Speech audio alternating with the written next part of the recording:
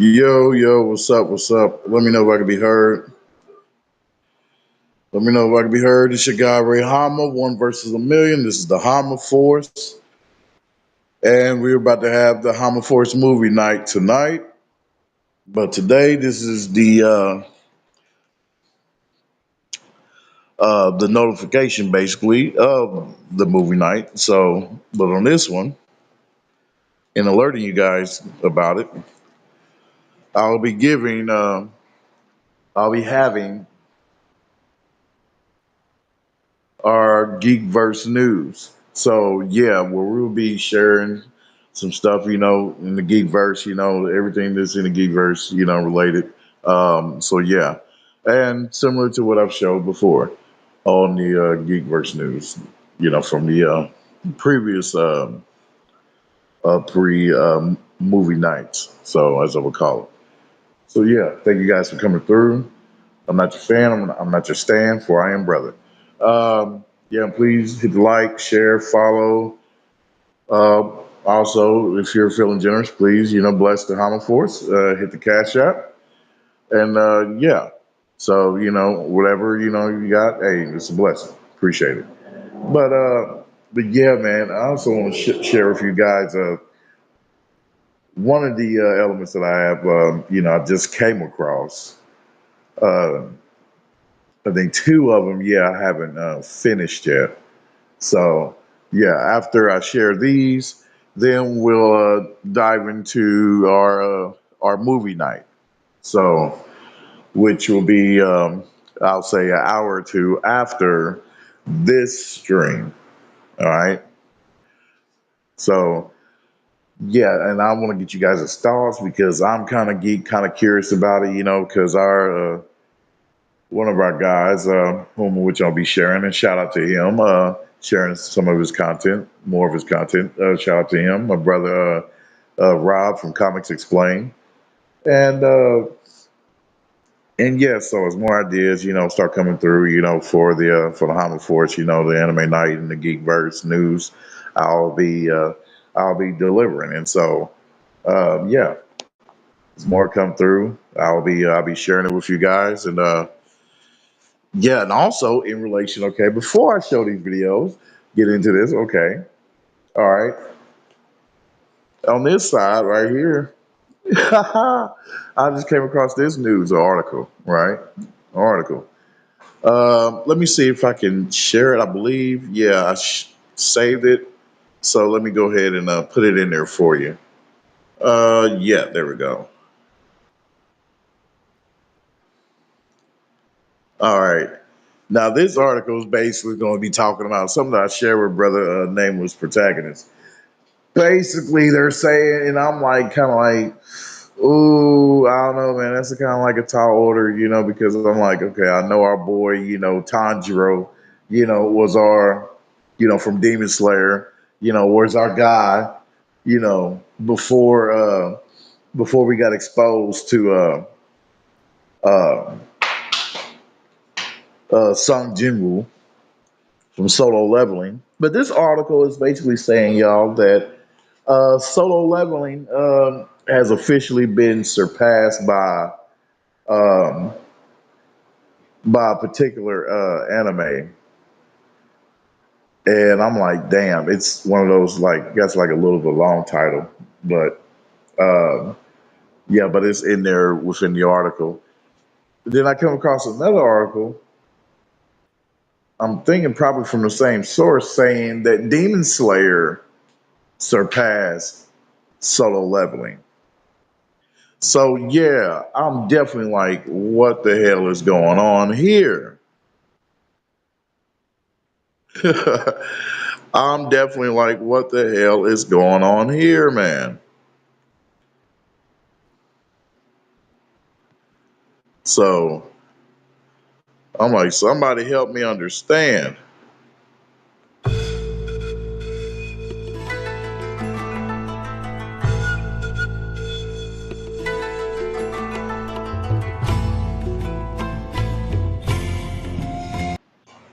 Okay, yeah, because okay, let's scale this here, right?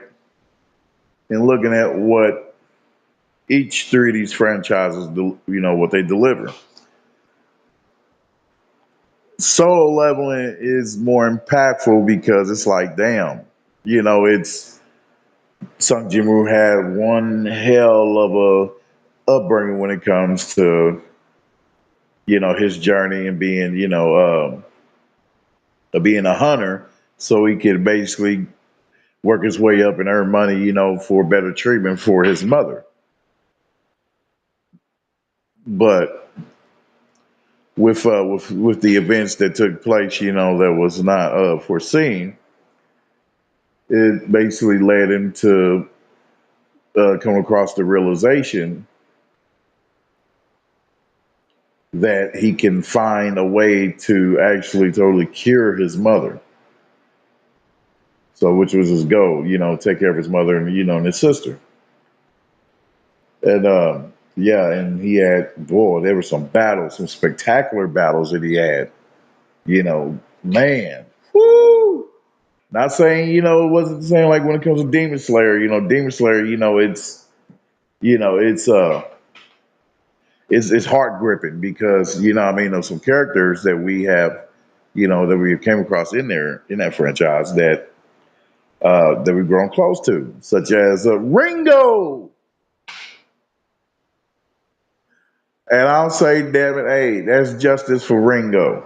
So therefore, I mean, we are going to be more so on Ringo's side. So yeah, the fire Hashira. So yeah, damn it, whatever, Azaka,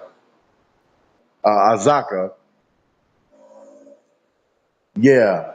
Um, sorry, bro, you had a rough backstory, but you done killed a lot of innocents, bud. So it null and void that like of there being in need of any garnering of sympathy and empathy towards your plight.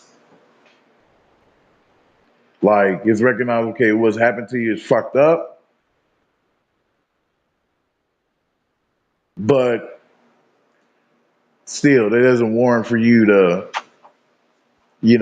try to take out the world kind of shit. A world full of innocence. Even though there's evil in the midst, but still, no. So I didn't give a damn about that. They took too long when it comes to that. So no. Um. So yeah, in my opinion, I don't think it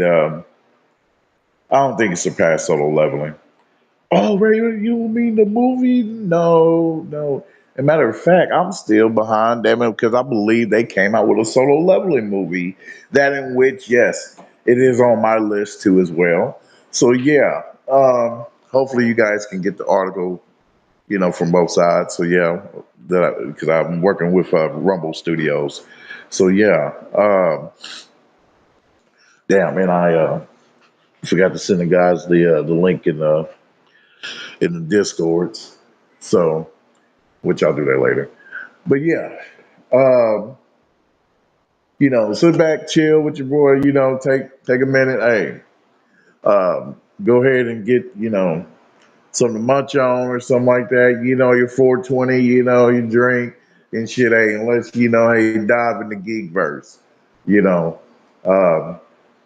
Because talking about this, is basically been more, I don't want to say dopamine, but it's more relieving and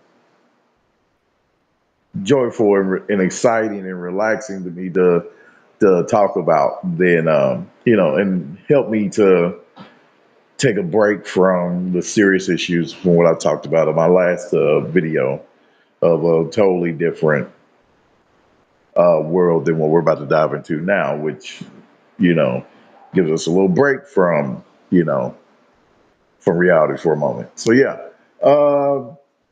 and yeah, that's it on that one. And yeah, I'm about to dive into sharing these videos. And yes, and while y'all be munching and 420 and all that stuff, yes, best believe I'll be doing the same thing too because I am kind of geek on wanting to see, a few of these. So Yeah. All righty. So yeah, let's dive into it.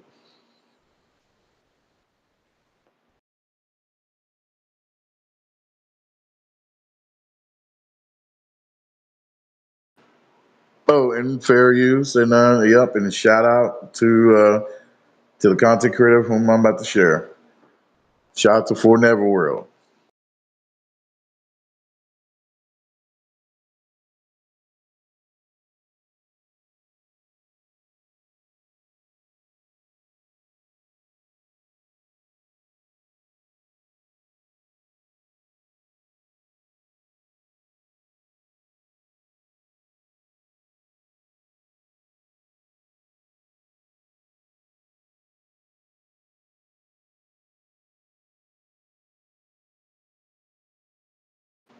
Give me a minute, y'all. It's taking a little bit of time to load up, so you can be able to see the thumbnails. So yeah, I mean, it's not my signal, so yeah, hopefully they'll just adjust that a little bit. But yeah, shout out to Rumble.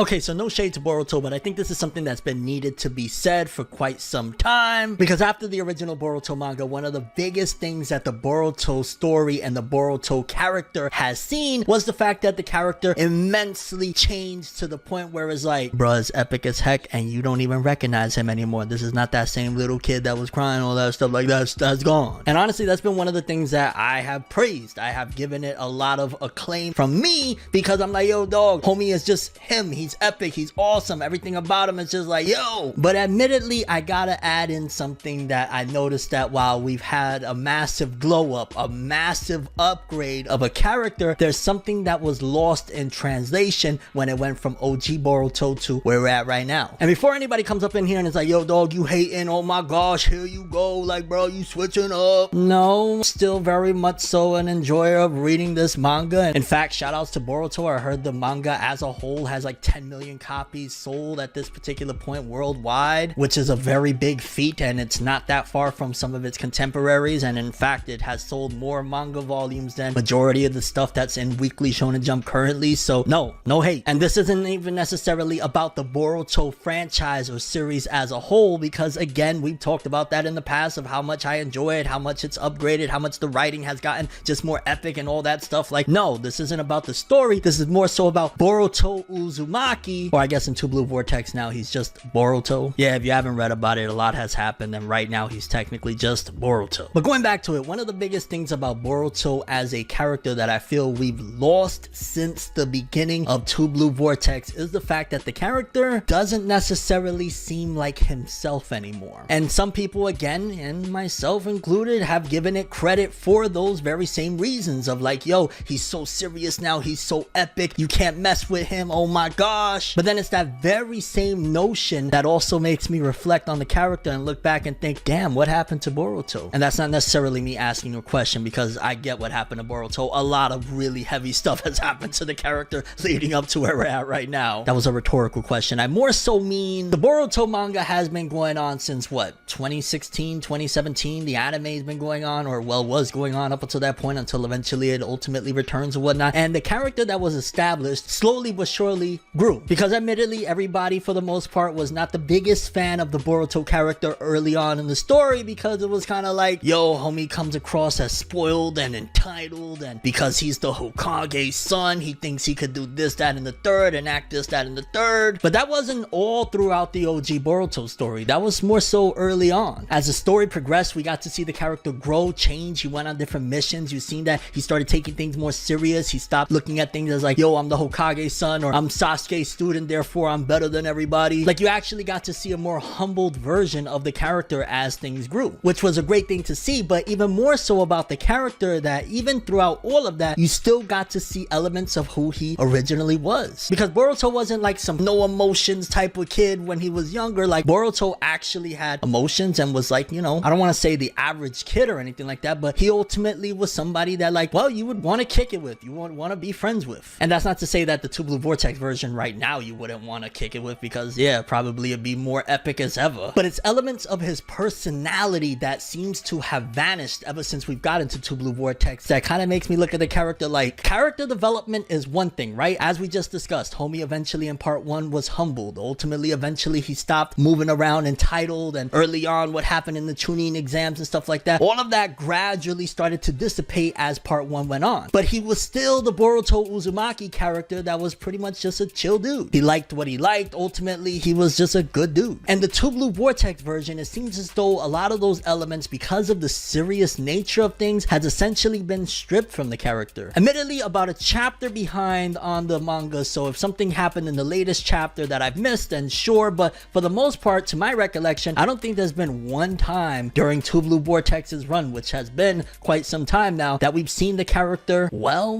be like Boruto. Whether it be cracking an inappropriate joke or just being Boruto Uzumaki that we grew with in part 1. It seems as though in favor of kind of looking like the mysterioso epic character that he ultimately has become, which again, I don't want to downplay that because that is really, really awesome and epic, but it completely removed most of the elements of the original Boruto, and I think some of that stuff should start to return. Yeah, early on, you're going to obviously see that Boruto is going to be a little bit more serious. He doesn't know who to trust, on top of the fact that he mirrors more like his sensei Sasuke, and Sasuke, for the most part, has been a serious character. Some of its predecessors, yeah, they were in difficult situations. Naruto was in the midst of the 4th Great Shinobi War, fighting some of the most powerful shinobi of all time, and still he would throw out sexy jutsu against Kaguya Otsutsuki. And that's just an example from our own series. Let's not mention that, you know, whether it be One Piece, Bleach, any of the predecessor series, or even some of its contemporaries, yes, the character can be in serious circumstances. Yes, they can appear to be epic, quiet, and cool, but I think one of the requirements to really make sure that you stay focused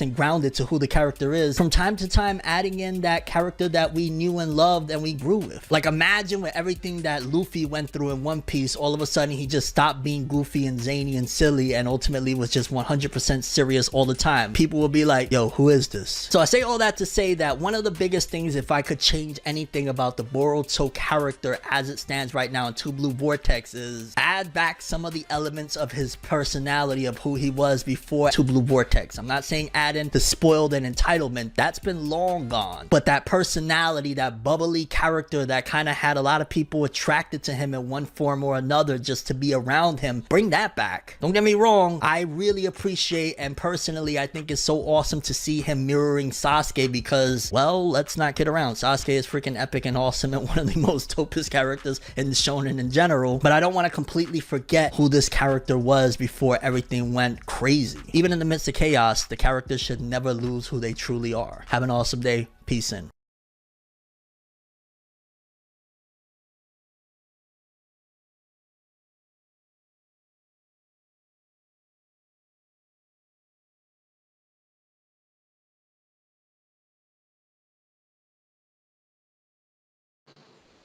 Yeah, okay. Now, with that one, like I said, I mean, life, shit, life happened. You know what I mean? Like, you know, like he didn't have to turn like into the whole jaded, version of Sasuke. You know what I mean? Of current Sasuke and shit. You know what I mean? Therefore, he chose to, imitate his, not real necessarily imitate, but chose to, I would say imitate, yeah, imitate his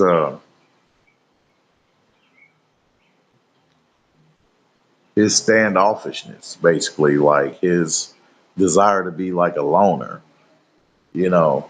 And I will agree to, yeah, bring back, uh, bring back the character, you know what I mean, yeah, that we all like gravitated towards, you know what I mean, that one that we enjoy, yeah, like you said, to be around, hey, I mean, shit, I like this dude, hey, he stopped, the whining and all that shit, and and acting stupid, but I mean, hey, bring him back, as a, cool, friendly, ninja, damn it, the son, son of the Hokage. But then again, it's like, damn, how can you expect for motherfucker to be the same after Uncle Kurama? Uncle Karama gone. So I'm like, damn, man, Uncle Karama gone. But yeah, so, and I haven't dived into this, Blue Vortex or Two Blue Vortex, what's it's called? Yeah, so I will be checking that out too. And also, yes, My Hero Academia is out, and yeah, and I'll be showing those episodes in anime nights as well. And I'll also have anime nights where basically it will be just me showing a bunch of different random animes that I am just basically on my list, that I'm currently watching. So yeah, you guys will experience that as well. So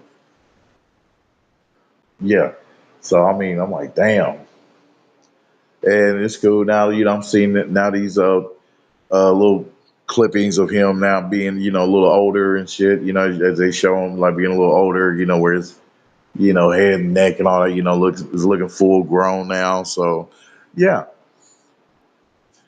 And yeah, so shout out to for Never World. And yeah, I'm about to show this one that I really been wanting to check out. So yeah, let's look at this and shout out to this person too as well.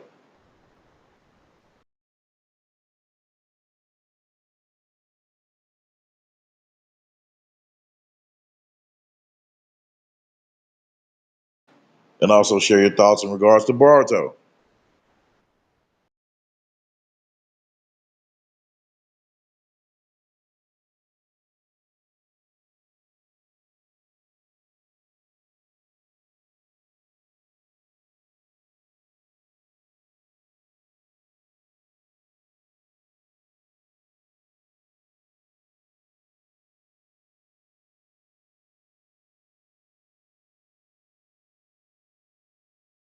Since the beginning of Berserk, we've been wondering just how it's possible to defeat godlike beings. The God Hand is one of the most overpowered groups of antagonists in manga history, and the reason for that is they don't have a physical existence. Like the Cenobites from Hellraiser that inspired them, they live in a completely different dimension, but unlike them, the God Hand doesn't have bodies. That's a major reason why Griffith has become a DEFCON 1 level threat, because technically speaking, nobody can touch him. When he gave his soul to the Abyss, his body became impervious to all mortal damage, but his body isn't just his anymore. In this video, we'll be exploring how Griffith's hybrid existence could prove to be his undoing, and how the Moonlight Boy could be responsible for it all. That said, without further ado, let's get into it.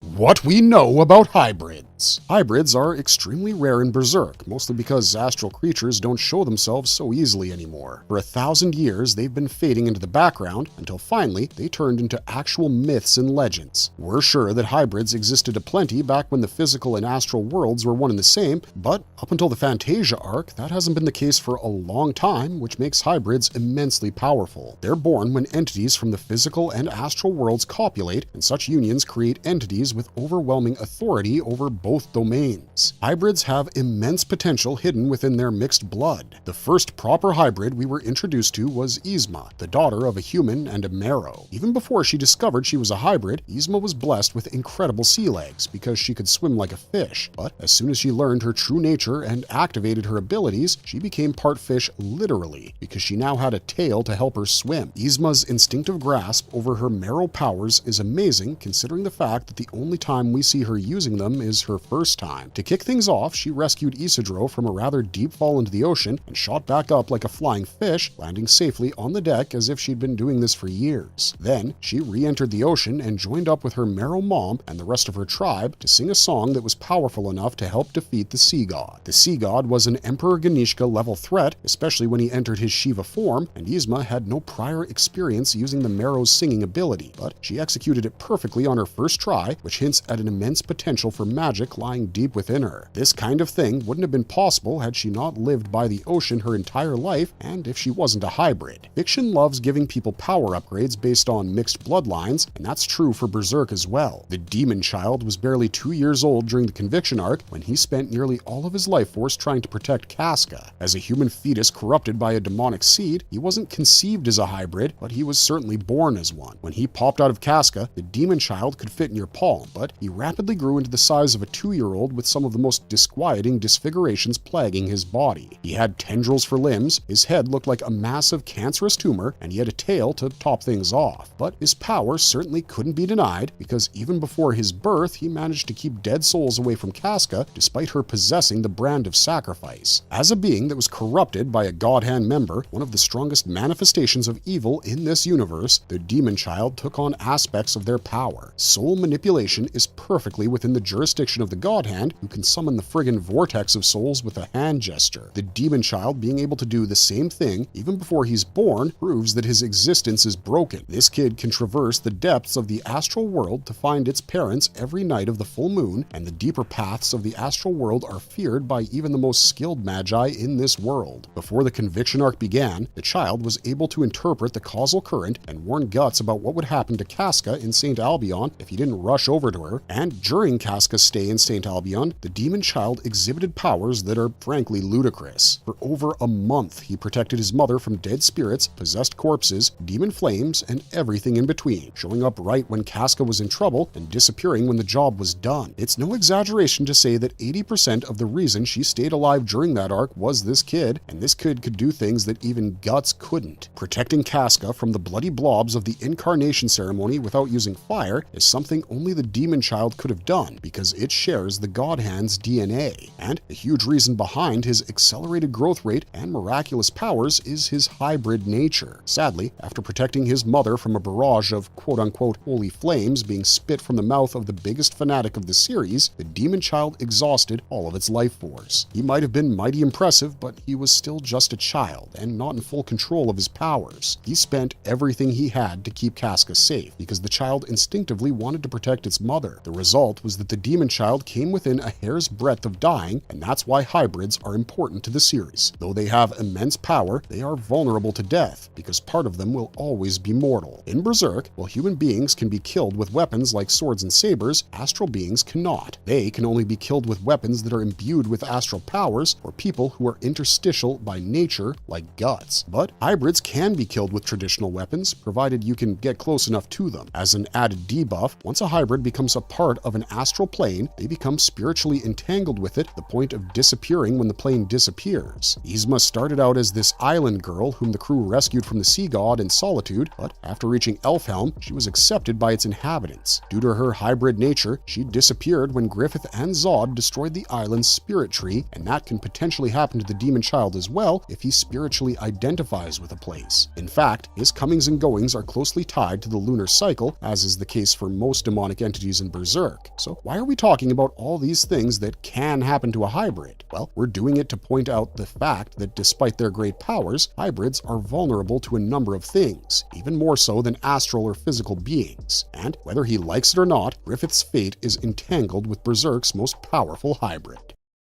Why Moonlight Boy could be Griffith's undoing. Their hybrid nature makes them vulnerable. The incarnation ceremony was supposed to do one thing and one thing only: provide Griffith a vessel through which he could harness his godlike powers in the physical world. As a God Hand member, Griffith became an abstract concept and could only influence the world through the collective consciousness. Well, that's good for his goals because he now has the power to influence unconscious thought on a species-wide scale. It isn't good enough to help him become king. Griffith has always known that in order to fulfill his dream, he needs to be out there in the physical world, putting his face on stuff and erecting monuments that will immortalize his legacy. But he couldn't do that as long as he was a metaphysical being. The God Hand may have immense power, but most of that power can only be displayed within the astral world, and that world had been cut off from the physical world for centuries. So in order to affect the material world, Griffith needed a body of flesh with which he could operate freely. This would allow him to bring his invulnerability to the physical plane plane while negating all the drawbacks of his astral existence. With a body of flesh, he could command campaigns directly and have no concerns about losing, since he is, in effect, a god on Earth. But where things went wrong for him was when his incarnation vessel decided to get ideas of its own. The egg of the perfect world, which had been given a Behelit-like form for the express purpose of bringing Griffith to Earth, decided that it would put the demon child out of its misery, not by killing it, but by adding it to Griffith's birthing cradle. The egg swallowed the child and kept it within himself, so when the incarnation ceremony reached its climax, Griffith's incarnation was inevitably altered. Instead of creating a body from scratch using the flesh and blood of the people that were sacrificed by the ceremony, the egg channeled all that power into the demon child's body.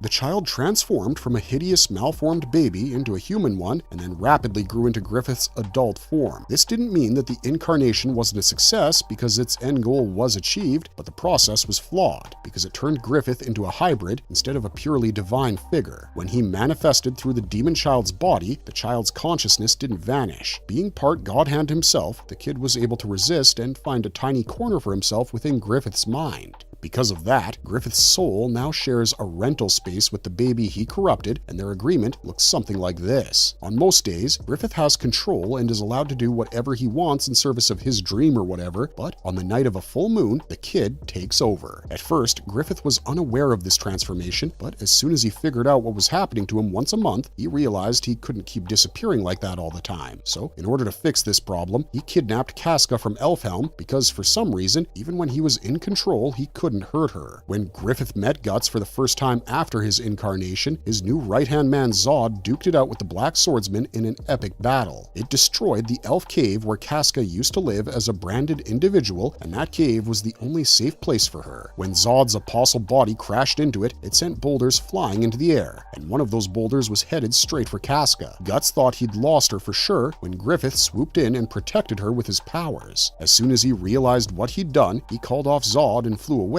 because he wasn't the person who protected her. The demon child's extreme desire to protect his mother made Griffith's body move involuntarily. And that is why hybrids are so important in the world of Berserk. Right now, Casca is probably the only person who's safe from Griffith in terms of physical harm because the child sharing his body simply won't allow it to happen. And because this kid shares soul space with the God Hand member, he also imparts unto him the many vulnerabilities of the hybrids of Berserk. When Griffith is in the driver's seat, he can't be touched because he's in full control of his God Hand powers. If anyone tries to attack him, they pass right through him because he can seemingly phase in and out of existence. That's understandable since God Hand members are fundamentally intangible, and Griffith might actually be sending his physical form into the astral world for those brief moments where he's untouchable. But his counterpart, aka the Moonlight Boy, has never shown such an ability because the Moonlight Boy is most likely vulnerable to all kinds of regular damage. Remember, this kid is a hybrid. This means that its power is greater than a human's or a demon's, but its vulnerabilities are twice as many as well. The Moonlight Boy has a set of powers that are completely different from Griffith's, and while those powers are impressive, they aren't as impressive as being able to pass through a hail of arrows. The Moonlight Boy can manipulate Ode, project his luminous body, and navigate the dragon path of the astral world. That last bit is something he could do as the demon child as well, but the former two are powers that are usually used by mages. When Guts and his crew are attacked by Pishatra the first time around, one of them closes in on the women and children, but the Moonlight Boy uses Ode manipulation to glare it away. On multiple occasions, this kid has used his luminous body to calm down Guts after he goes berserk, and in the battle with the Sea God, he saved Guts' life. The Moonlight Boy used his luminous body to guide the Black Swordsman out of the dying god's massive body, and that's something even a mage as skilled as Shirke wasn't able to do. At Elfhelm, the Moonlight Boy quickly became the ringleader of the gnomes and elves because his tranquil, magnetic life force was just so damn powerful. But despite all that, there's no indication that he cannot be killed, which is the first way in which being a hybrid threatens Griffith's life. All anyone needs to do is figure out his full moon routine and then kill the baby that comes out of it. Granted, that won't be easy because said baby can do magic, but that baby is also mortal, which means one crossbow bolt from a well-placed archer is all it would take. We've already learned that his soul and Griffith's are inextricably linked from the instance where the latter involuntarily momentarily protected Casca, so taking the Moonlight Boy out would kill Griffith's soul as well, thus saving the world. The other way in which being a hybrid allows the Moonlight Boy to be Griffith's undoing is the system of real names that's in place in the astral world. Every astral creature we've met in this series has been lying to us because, in truth, their stated names aren't their actual names. Puck's soul name isn't Puck, Ivalira's soul name isn't Ivalira, and Yzma discovering her soul name was what allowed her to access her marrow powers in the first place. When she was about to tell Isidro what that name is, Ivalira shut her up and explained that astral creatures don't share soul names for a reason. If another person were to learn that name, they could use it to bind the astral creature to their will and manipulate them however they saw fit. The reason this applies to Griffith's situation is because, as far as we know, the Moonlight Boy doesn't have a name yet. In Yzma's case, her human name was given to her by her father, but her marrow name was given to her by her mother. However, the Moonlight Boy is unique in that both his parents are humans, and he's essentially a mutated being. This means that whatever name Casca gives him could end up becoming his soul name as well, and this name could prove to be the instant downfall of Griffith's ambitions. Let's say Casca calls the boy Chuck. It's a good name, so not only would he be bound to her whenever she called him Chuck, everyone who knows that his name is Chuck would be able to exercise control over him as well. And if that happened, a person could theoretically trap Griffith within the boy. They could say something like, "Chuck, don't let that shockingly attractive demon regain control of your body," and Griffith's soul could be trapped forever. This is possible because Chuck has a portion of the God Hand's power, which is sheer poetic irony if you ask us. The very child he tainted would now imprison him within itself for all eternity, or die taking him with it. Either way, the result would be the same, which is why rescuing Casca is such an important subject. If she's in the right hands at the right time, the entire endgame of Berserk could just be centered around a daycare. The Moonlight Boy won't attack her, and if she tells him to hold off Griffith forever, he'd give his life to do that. If he dies, so does Griffith, which is why the Falcon must now hate full moons. The fact that being a hybrid will eventually cause Griffith's downfall gives us a measure of satisfaction as well, because the Moonlight Boy / demon child didn't ask for his fate to be what it was. This child would have been a normal kid had Griffith not been so fond of clotted cream pies, so the corrupted defeating the corruptor acts as a nice full circle moment. In any case, the point of this video was to illustrate to you why the Moonlight Boy's hybrid nature could end up being Griffith's downfall, and we think we've done that sufficiently. From mortality to mentality to mobility, we've covered every base we wanted to cover. The rest depends on Studio Gaga, because this is just our opinion on something we think is criminally overlooked by the fandom. Having said that, thanks for sticking with us right to the end, because marvelous verdict. That's all we've got for you guys. Let us know what you think about the Moonlight Boy and Griffith's relationship and how it might affect the endgame of Berserk in the comments down below. At this point, we think pretty much everyone agrees that if Guts doesn't gain the power of goodness or something, then his son will have to pick up the slack for him, which is actually low-key funny because he doesn't even know the Moonlight Boy is his son. But putting that aside, what do you guys think? We're desperate for more Berserk, and we'd love some fan theories to get us through the night. Let us know your thoughts, and don't forget to like, share, and subscribe for more top-tier Berserk content being stabbed into the back of your newsfeed. We'll see you guys again real soon, so until next time, stay safe, and remember, keep on struggling, strugglers.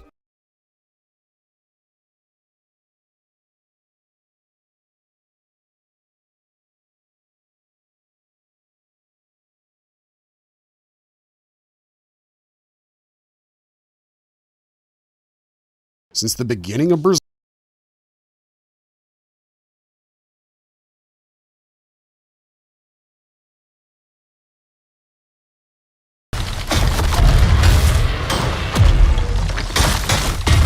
the final trailer was packed with so many alien creatures from planet Ghana, where the movie is going to take place majorly. In this video, we are going to explore all the new creatures we saw in the final trailer of Predator Badlands. Let's begin.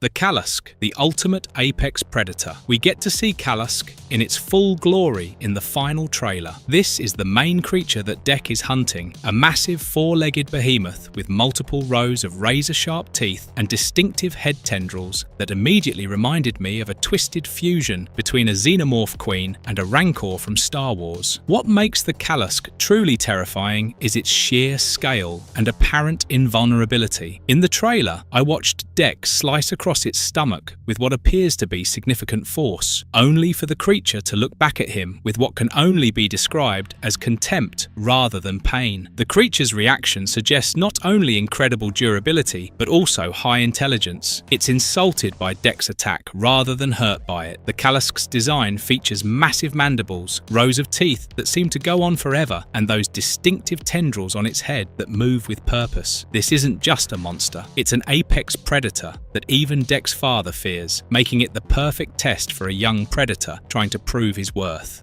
The giant tentacled forest stalker, this massive tentacled creature that appears swinging through the forest canopy in several shots of the final trailer. This organism appears to be some kind of cephalopod hybrid that's adapted for arboreal hunting, using its numerous tentacles to navigate through the trees with surprising grace for something of its size. What struck me most about this creature is its apparent intelligence in how it moves. This isn't random thrashing through the forest, but calculated, purposeful movement that suggests it's actively hunting rather than simply moving through its territory. The creature's body appears to be semi-translucent with a mottled texture that would provide excellent camouflage among the alien foliage of planet Jenna. Its tentacles seem capable of both locomotion and manipulation, making it a versatile predator that could potentially grab and manipulate prey in ways that traditional land-based predators cannot. The similarities to the T. ocellus from Alien Earth are unmistakable,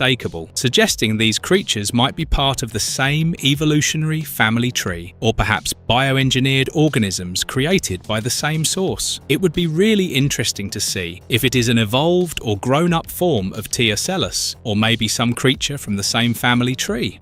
The elephant rhino shapeshifter. The elephant rhino shapeshifter in The Predator. Badlands' final trailer is, without question, one of the most ingenious and visually arresting creature designs I've seen in modern science fiction cinema. From the moment it first appears, lumbering through the dense foliage of Kalisk's jungle regions, it strikes me as a massive moss-covered behemoth that feels as ancient as the planet itself. Its broad, padded feet leave deep impressions in the mud, and the plant-like growths on its back and sides suggest an almost symbiotic relationship with the local flora. This isn't merely a beast roaming the jungle, it feels like the jungle come to life. The true spectacle, however, comes when the creature senses Deck's approach. In a breathtaking transformation sequence, its broad ears fold down into armored plates, the moss-like hair recedes to reveal an armored, stone-like hide, and its posture shifts from a contemplative grazer to a charging juggernaut. In that instant, it becomes a rhinoceros-like force of nature, horned and indomitable. The fluidity of the transformation is extraordinary. There's no jarring cut or obvious CGI seam. Instead, the beast morphs before our eyes, as though it has an innate ability to reconfigure its own biology on the fly to adapt to threats. What fascinates me most about this creature is its apparent rock-based composition. The hide looks less like skin and more like living stone, embedded with mineral veins and geological striations. The mossy hair that interweaves with its rocky scales implies that it draws nutrients directly from the planet's mineral-rich soil, almost as if it were a geological extension of the world itself. This suggests a higher order of evolution, or perhaps bioengineering, where the creature isn't simply surviving on Kalisk, but has become an integral, living monument to its environment. Yet, the most unsettling detail is the set of mandible-like appendages protruding from its trunk, fanning out in eerie parallel to the classic predator facial mandibles. When the creature rears in alarm, these appendages splay wide, framing its face in a predatory display that's as much about intimidation as it is about feeding. I can't help but theorize that these appendages evolved under the relentless hunting pressure of the Yautja over generations, favoring individuals that could better mimic the hunter's own visage, or that carried genetic material from predator biosamples, perhaps remnants from ancient Weyland-Yutani experiments. This anatomical mimicry gives the creature a unique, almost recursive relationship with its hunters. It is both predator and evolutionary echo of the predator species. In the trailer, the climactic moment where Deck slashes the creature in half is simultaneously stunning and thought-provoking. The blade cuts through what appears to be solid stone, yet the wound opens with a visceral, organic rip, exposing muscle-like structures beneath the mineral shell. The clean, decisive cut makes me wonder about the creature's resilience. Despite its seemingly brittle, rocky exterior, it likely possesses an inner toughness that could enable rapid regeneration or a secondary defense mechanism that activates upon injury.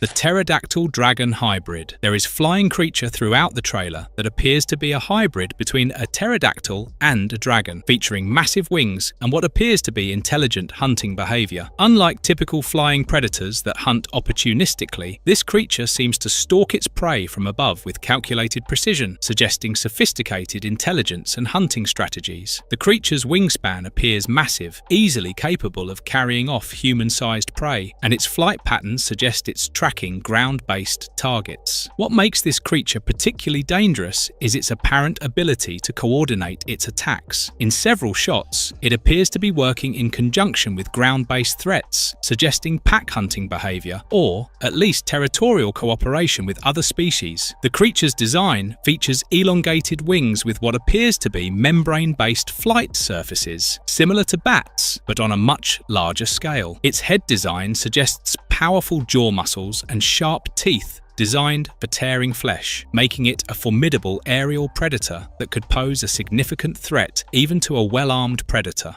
The explosive spore pods. I was genuinely unsettled the first time I saw the spore pods erupt in the final Predator Badlands trailer. These spiky, spherical growths are scattered across the forest floor and clinging to tree trunks, their jagged exteriors blending seamlessly with Jenna's hostile flora. At first glance, they look like harmless seed pods, but the moment any movement or even a distant sonic vibration reaches them, they violently detonate. In that split second, the pods burst open, flinging out a mass of black, tendril-like filaments that writhe through the air like parasitic serpents. The visual is shockingly reminiscent of the black goo from Alien Covenant, and yet these pods add a biological twist. The tendrils appear to latch onto flesh or armor, spreading the noxious substance while ensnaring their target. People on Reddit are already theorizing that these pods are more than a planet's defense mechanism. They might be the result of engineers' bioweapon experiments left behind in the ruins of the Wayland-Yutani facility. Perhaps the pods were designed to terraform Jenna, to break down organic matter and release engineered pathogens into the soil. Whether natural evolution on a death world or the product of alien tinkering, these explosive spore pods redefine environmental hazard and position Kalisk itself as a predator almost as fearsome as the Kalusk. Or maybe we are stretching too much. It could be a plant species that throws off these stingers, which becomes a major pain in the ass for its victims because they are painful, may even distort mind functionality a bit because of its venom or some sort of poison. We will get to know more about it once the movie is out.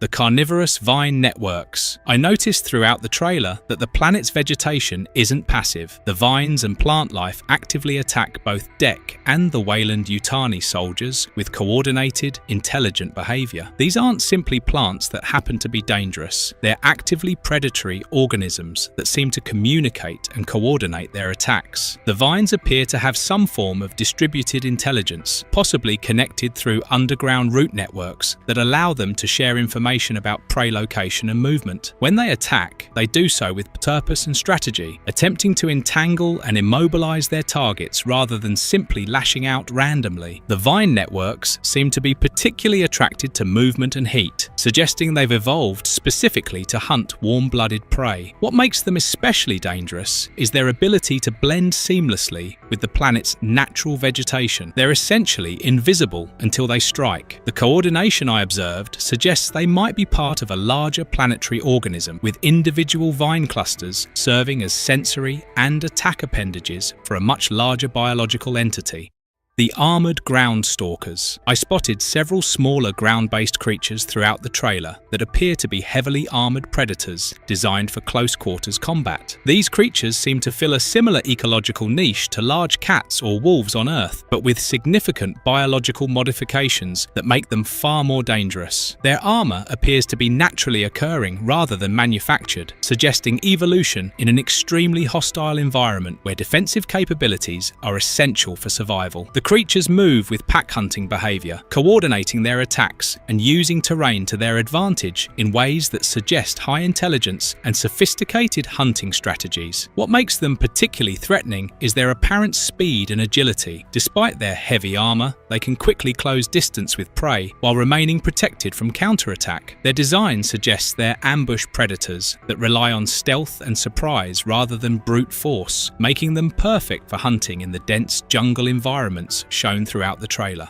The troll, the small but deadly companion. I caught a glimpse of a small creature with humanoid features. For simplicity, let's call it a troll that appears to be attacking Weyland-Yutani soldiers in one of the trailer's quick-cut sequences. Despite its diminutive size compared to the other creatures on planet Jenna, Bud appears to be incredibly aggressive and capable of taking down full-grown humans, suggesting either venomous capabilities, pack-hunting behavior, or simply overwhelming ferocity that compensates for its size.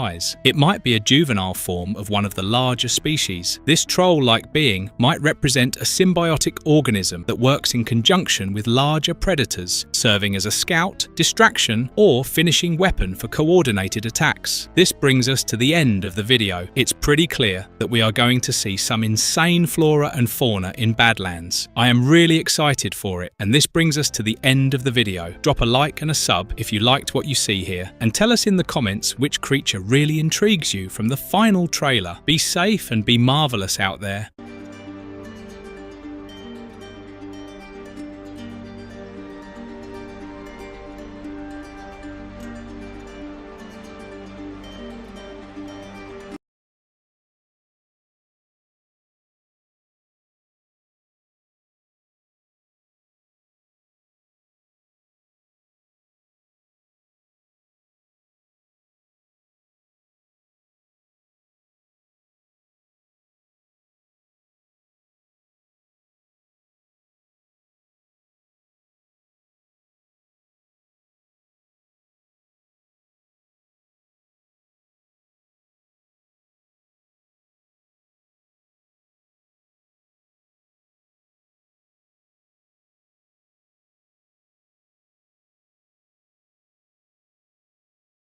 Hey there, folks. Welcome.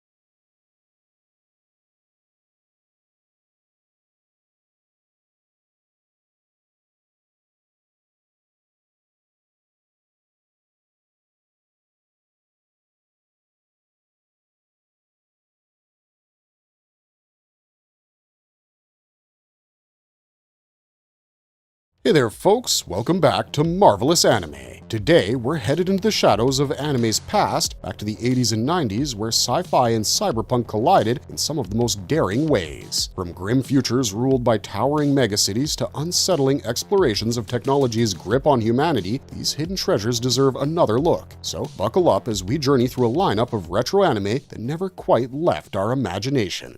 Goku Midnight Eye! Goku Midnight Eye is a two-part OVA from 1989 that adapts Buichi Terasawa's manga, and it's as pure a slice of late 80s cyberpunk as you're gonna find. The narrative revolves around Furenji Goku, a private investigator who was a cop until a series of suspicious murders swept across his department. Officers were committing suicide in peculiar conditions, and Goku is the only person who's ready to find out the reason why. His investigation leads him into a maze of conspiracy involving a large company and dark experiments that blur the distinction between human and machine. What makes Goku stand out is the bizarre transformation he undergoes after being nearly killed. He wakes up with an artificial eye that connects to every computer system in the world. With a glance, he can hack traffic grids, satellites, or private databases, turning him into something like a one-man surveillance network. This new power drags him into even darker corners of Tokyo, where criminals, assassins, and corporate creations lurk. The OVAs play out like a fast-paced detective thriller. In one case, he's forced to take down a woman controlling mechanical snakes that strike from the shadows, and in another, he's pitted against genetically engineered killers. The villains are always outlandish, but always tied back to the central theme: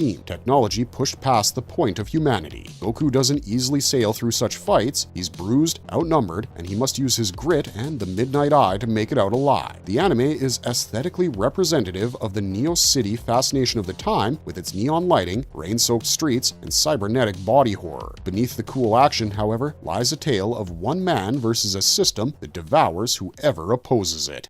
Black Magic M66. Black Magic M66 is a 1987 OVA based on Masamune Shirau's manga years before he would become famous for Ghost in the Shell. Unlike that sprawling cybernetic world, this story is lean, tense, and structured almost like a techno-thriller. The premise is simple. Two state-of-the-art military androids known as M66 units are being transported when the plane carrying them crashes. Used in undercover assassination attempts, these machines are designed to be an unstoppable force once programmed to attack. The crash disables their controls, and suddenly, two fully armed killing machines are loose in the countryside with no command restrictions. Sybil, a freelance journalist, provides the main perspective. She's introduced as someone always chasing a story, and when she stumbles onto the aftermath of the crash, she realizes she's in the middle of something much bigger than she expected. Through her lens, the anime shifts from pure science fiction to a narrative of survival. The M66 units reset their programming and identify the granddaughter of their creator, Professor Matthews, as their target. Since then, the conflict has centered on the girl trying desperately to get away, Sybil trying to save her, and the military trying to hide the catastrophe until the androids are contained. The pacing is what makes Black Magic M66 a standout. After the M66s are turned on, they kill without any stopping as they rip through vehicles, soldiers, and buildings in cold blood.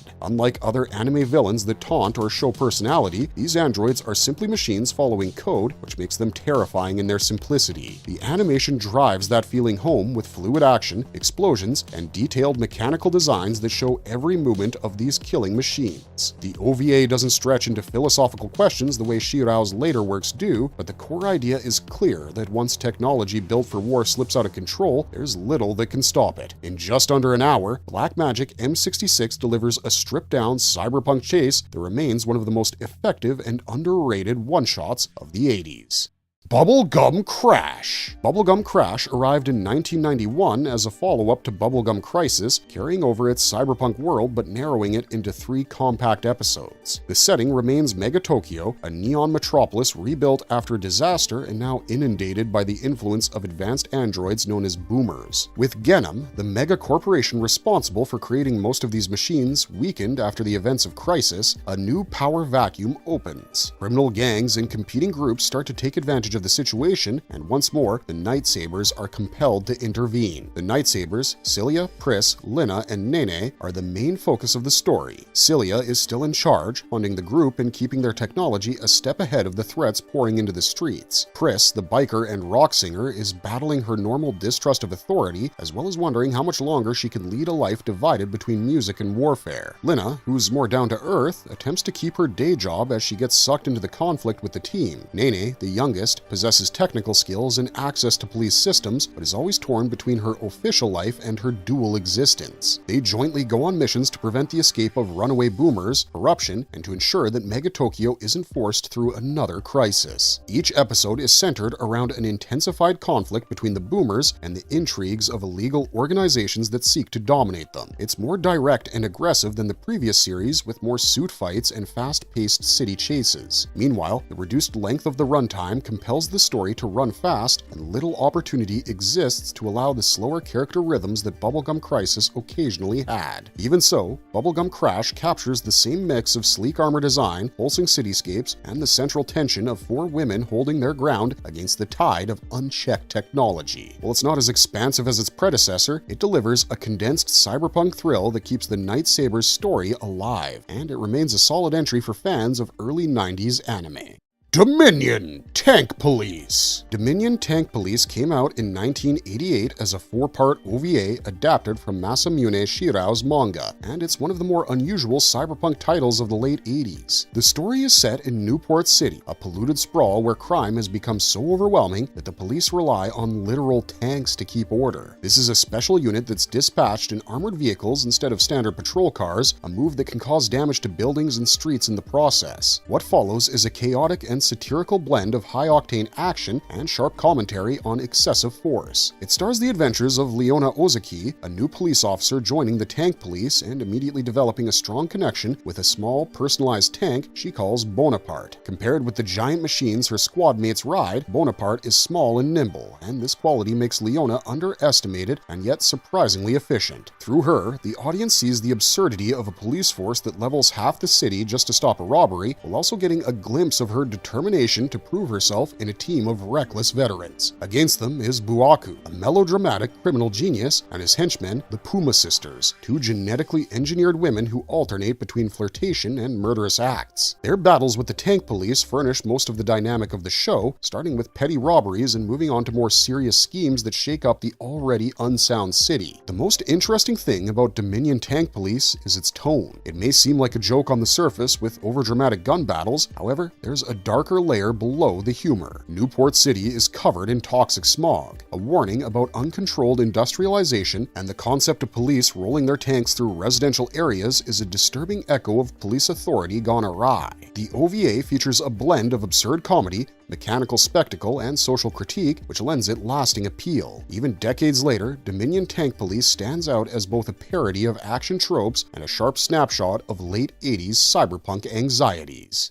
I-City, an anime film that plunges viewers into a chaotic cyberpunk future. I-City from 1986 is based on the manga by Shuji Takeya. The story doesn't take long to create a world in which psychic abilities, state experiments, and dark groups prevail. At its center is Kei, a wandering fighter who seems to be ordinary but has more weight than he thinks. With him goes Ai, a girl whose identity attracts unhealthy attention. The two are suddenly pursued by Data Control, an underground group intent on capturing Ai for reasons that only become clear as the chase unfolds. The pursuit drives the plot forward, with Kei and Ai crossing ruined highways and industrial zones while being attacked by enemies with frightening abilities. These include the Head Meters, the psychics ranked according to their levels of power, who serve as both hunters and enforcers. Their fights with Kei are bloody battles of will, which are full of destructive psychic energy that breaks steel and concrete. Bit by bit, we learn that Ai has been directly connected with these experiments and isn't really a bystander, but rather a catalyst to the conflict itself. Kei is also at the extreme of human constraints. What starts as a role of protector turns out to be something bigger as his own hidden potential is revealed. The movie leads to a confrontation in which the only way to survive is to be strong and resist the future that Data Control wants to see, having human beings turned into weapons and instruments. I-City is stylistically representative of its time. It features a coarse yet organic animation style and is filled with neon lights, mechanical wastelands, and psychic battles, which appear as chaotic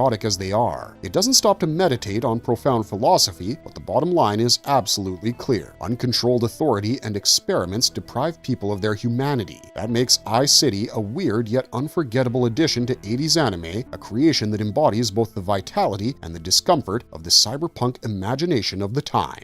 Genocyber! Genocyber is a 5-part OVA that ran through the mid-1990s, infamous for its sheer brutality and the way it blends cyberpunk with body horror. Loosely adapted from Toni Takazaki's manga, the anime tells the story of two sisters, Elaine and Diana, whose psychic abilities are at the heart of a military project. When combined, their powers give rise to the Genocyber, a biological weapon so powerful it can level entire cities. The first episode sets the tone immediately. Elaine, a mute girl, a victim more than a villain, is captured by a secret research facility that wants to transform her into a weapon. Her counterpart, Diana, already quite cybernetically modified, is moody, volatile, and jealous of Elaine. Their encounter leads to the birth of Genocyber, a monstrous hybrid of human and technology that carves through the ranks of soldiers, scientists, and ordinary people. By the end of that episode, the audience understands exactly what kind of world this is, one where human ambition and cruelty creates monsters that can't be controlled. From there, the story widens. The subsequent episodes shift into war zones, political intrigue, and various experiments conducted by different governments, all seeking to utilize Genocyber to benefit themselves. The result is always the same: mass destruction on a scale that shocks even within the context of anime violence. Cities crumble, armies are erased, and innocent civilians are shown paying the price every time the creature awakens. What makes Genocyber so unsettling isn't just the gore, though that is what made it notorious, it's the bleakness of its message. Elaine and Diana are not villains in a classic sense, they're shattered children, reformed by those who view them as mere instruments. Their metamorphosis into Genocyber is the final result of their dehumanization, in which sorrow and anger are expressed in relentless destruction. Genocyber has no clean-up conclusion of its course, just the portrait of a mankind destroyed by its power-crazed mind.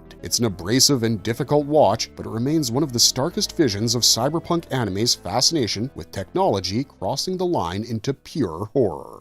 AD Police Files. Released in 1990, AD Police Files is a short 3-episode OVA that dives into the underbelly of Mega Tokyo, a city already familiar to fans of Bubblegum Crisis. Instead of vigilante heroines, the spotlight falls on the official force created to tackle the boomer problem, the AD Police. These heavily armed officers face machines that look and act human until they malfunction or are pushed into violence, at which point they become nearly unstoppable. The series follows a young Leon McNichol years before the events of Bubblegum Crisis. He's hot-headed, inexperienced, and constantly learning that brute force isn't enough when dealing with boomers or the people entangled with them. Every episode is a self-contained story, yet they all revolve around the same themes: the vulnerability of humans in a world that overly relies on machines, and the emotional effect on those who must patrol the border. The initial narrative involves Leon in a case that reveals the black market as a source of boomer insanity, and it becomes apparent that crime is not entirely about rogue technology, but also about human greed. The second narrative shifts to an account of a woman who progressively replaces most of her body with cybernetic components, raising the question of when an individual ceases to be considered human. The last story is possibly the most depressing, as it explores trauma, retribution, and the potential for technology to exacerbate the worst tendencies when unchecked. Mega Tokyo is shown as a polluted sprawl where every street corner feels unstable. The AD police come with heavy weapons, but most of the time they come after the damage is done, and they can't do anything to reverse that damage or the people who were killed. The violence is savage, the air is fraught with disappointment, and the narratives are never neatly tied up. The OVA is a darker variant of late 80s and early 90s cyberpunk anime, in which technology reflects the inability of society, and those destined to defend it are the ones who have lost themselves. Cyber City Oedo 808. Back in 1990, a short OVA called Cyber City Oedo 808 dropped and quickly carved out a cult following for itself. It takes place in the year 2808 inside a colossal future metropolis simply known as Oedo. The city is a landscape of steel towers, glowing billboards, and networks that never sleep, but behind the neon facade lies a justice system struggling to contain its own chaos. The solution the authorities come up with is anything but noble: send 3 dangerous criminals out on missions that ordinary cops wouldn't survive. The convicts, Sengoku, Gogol, and Benton, don't get much of a choice. Each one wears a collar wired to explode if they deviate from the script or run out of time. Every mission is a gamble, with their freedom dangled like a carrot in front of them. One successful job buys them a few years off their sentence, but failure costs them their lives. Each of the 3 episodes spotlights one member of the team. Sengoku winds up chasing down an artificial intelligence that's taken over an orbital station, a mission that turns into a game game of nerves against something faster and smarter than him. Gogol faces a ruthless corporate figure whose experiments with outlawed technology push him into moral territory he'd rather avoid. Benton's case leans more into horror as he hunts a killer tied to ghostly signals lurking in the city's vast data systems. The stories are pulpy on the surface but carry heavier undertones about how easily technology slips from humanity's grasp and how those in power twist progress into another tool of control. Yoshiaki Kawajiri directed the series and contributed with his typical sense of gloomy mood and knife-cutting scenes. With a mere 3 episodes, Cyber City Oedo 808 still offers the tension, grit, and paranoia of a far larger epic, securing its place as one of the more impressive cyberpunk visions of its age.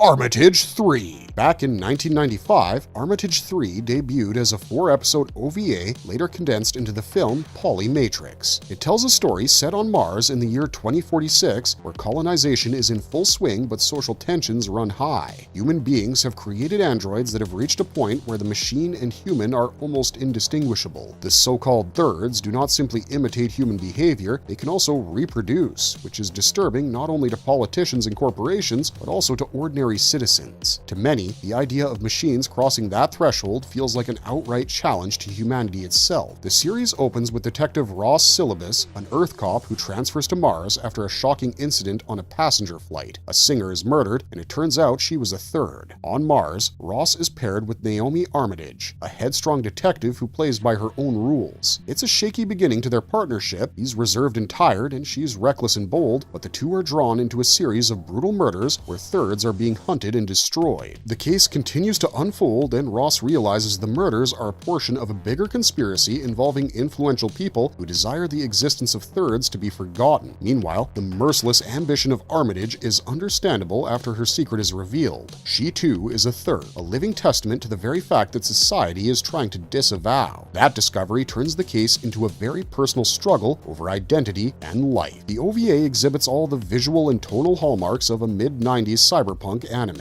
Neon-soaked cities, crowded streets concealing corporate malfeasance, and characters caught in the tug-of-war between technology and human nature. It's high style and at times violent, yet what makes the series serious is the heart of the relationship between Ross and Armitage. Their relationship is built on the trust that has been developed during a time of tension, questioning love, bias, and the true meaning of being human. Armitage 3 may be short, but it's one of the more memorable animes about cyberpunk in the canon.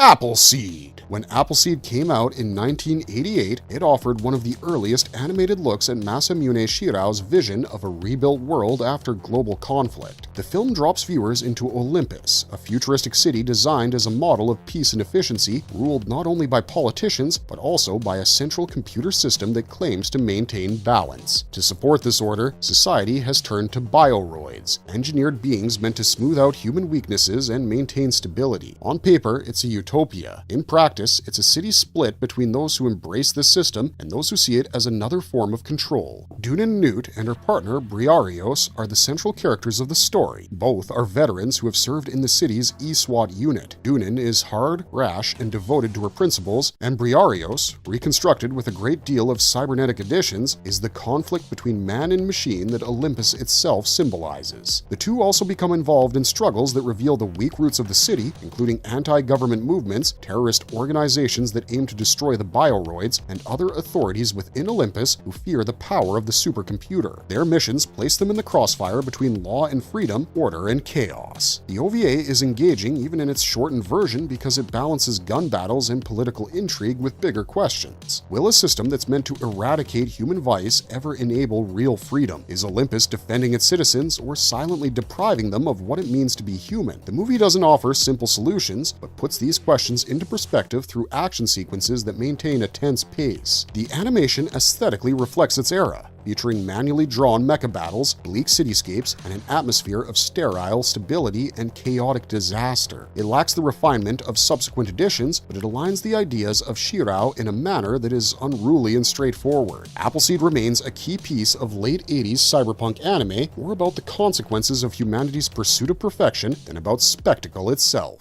Marvelous verdict! And that's a wrap on our tour through these underappreciated sci-fi and cyberpunk gems from the 80s and 90s. They never got the mainstream appreciation of Akira or Ghost in the Shell, but they carry a kind of raw energy and strange brilliance that sticks with you. Each one feels like opening a time capsule, showing just how fearless and inventive anime could be. Which of these cyberpunk gems caught your eye, and which do you think deserves a comeback? Drop your thoughts in the comments section down below. We'd love to hear them, and if you enjoyed this video, don't forget to leave a like and subscribe to us if you haven't already. Otherwise, we'll see you next time, and until then, stay curious and stay marvelous.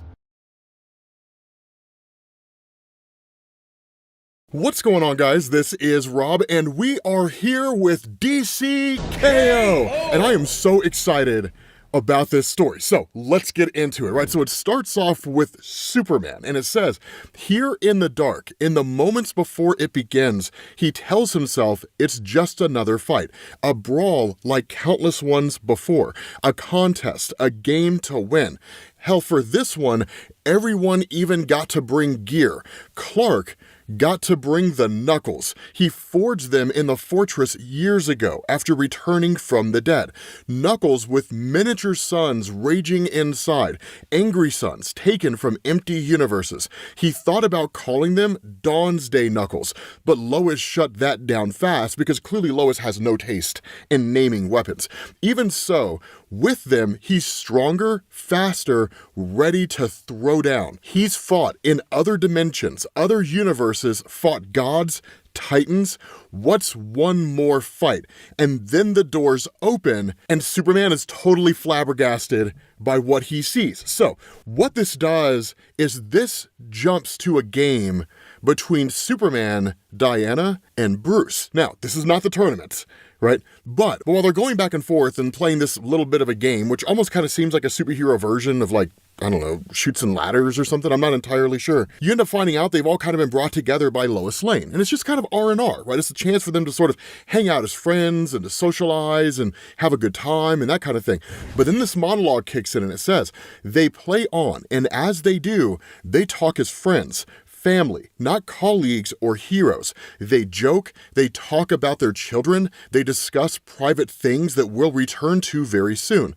An hour later, the game is still not over, though they're all within a few spaces of the watchtower, the finish line. Diana is about to toss what could be the winning roll when Lois says it. And she asks the question, why is it so bright outside?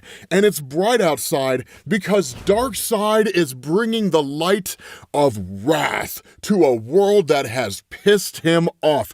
This dude is incensed because Darkseid is just there, right? And this monologue says the hero's oldest and greatest foe, maybe the most familiar enemy they have, but this Darkseid has become something else. He isn't just bigger, stronger, he's everything, a universe of power given form.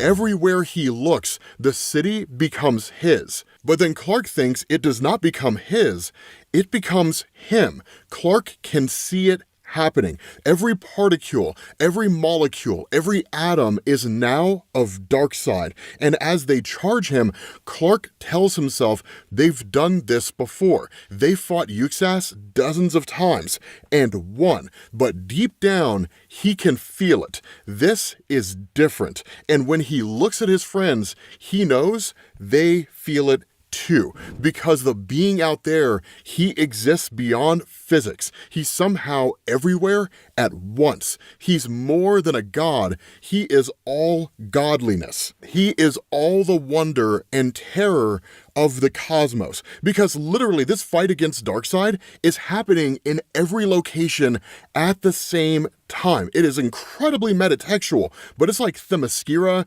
Gotham City, the Rock of Eternity, so like the magical pantheon, right? Like John Constantine, Dr. Fate, Etrigan is here. And it says Darkseid has finally become what he was meant to be, the end of everything. Bruce falls first, then Diana, and now as Clark rockets toward Darkseid at Mach 7, he hears a sound he's never heard, a sound that stuns him so badly he barely feels the blast from Darkseid, the blast that ends him. And so then the question becomes, when does this happen? Because this is a future set of events that is being spoken to basically Justice League Unlimited by the Time Trapper. And initially, it's a little hard for Superman to believe. Now, for those of you guys that need a refresher on everything that's going on, again, there is a giant playlist that I've made with everything that you need to understand about what's going on with DCKO. At least it'll be made by the time this video gets released.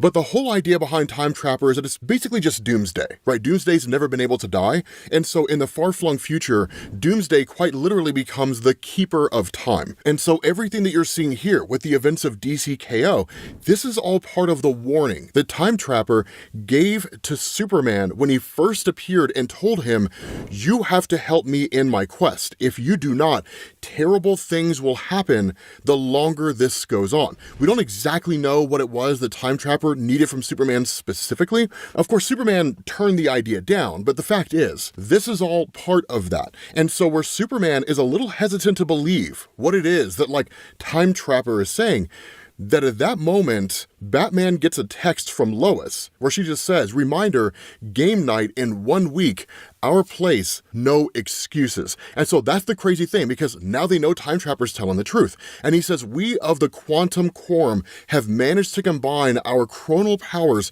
to rewind time by 7 days. And of course, we know by virtue of this comic, it's kind of laid out for us, that Doomsday, Grodd, and Booster Gold are the Quantum Quorum. But Time Trapper continues on, and he says, Darkseid has already conquered the future, and right now, he's making his way back through time to this moment. And so the question's asked, right? Like, how do we stop him this time? Because they just kind of see it as like Darkseid doing Darkseid things. We've stopped him before, we'll stop him again. But Time Trapper's response is, this time, you do not. And he says, World Forger, show them. Now, World Forger is a holdover from all the old Scott Snyder Dark Multiverse stories, but it's exactly what he sounds like. A guy who creates worlds, right? Forges worlds. He's technically a child of Perpetua, but all that kind of seems to be ignored or undone, and World Forger is just kind of like the last guy who remains, and DC's kept him around. But at the end of the day, Time Trapper says, the timeline before you is the history of our universe.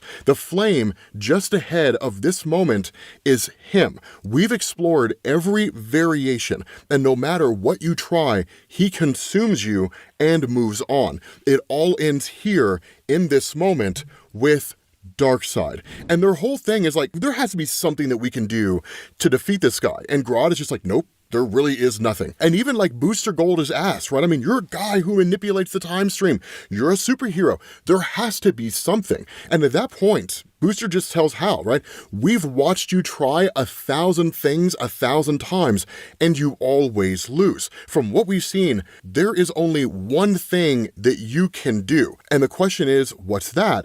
And the response of Time Trapper, give up and start over. And the question's asked, like, what do you mean, start over? And Trapper just says, right, we are the most powerful temporal beings in the universe. And if we use the last bit of our energy, we might be able to create something. And that's where Mr. Terrific chimes in and says, a new timeline for us. You cannot be serious, right? And the Time Trapper says, very serious, Mr. Terrific. Not that long ago, a being did this very thing here at this inflection point, restarted you all, restarted everything and everyone. Eventually, this timeline was reabsorbed, but for a brief period, it existed outside the larger reality. So they're talking about a reboot.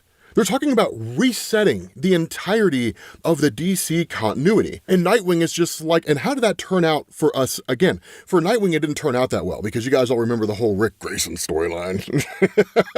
Didn't turn out that well for Dick Grayson. But still, Zatanna asked the question, if you did this, would we even remember? Would we be the same people? And the statement is made, no. You would be all new. And so that's where Aquaman chimes in and is like, look, there's an Atlantean proverb, every new wave is ancient. This reality is our history, our story, and without it, what would we be? And the statement is made that you would be alive. And again, the superheroes basically reject it, right? And so Batman just says, enough, right? We need to understand what we're up against. How did Darkseid become this. And so that is where you start to get this explanation from the Time Trapper that really kind of taps into the video that we made before when we were talking about how Darkseid created the absolute universe in the first place.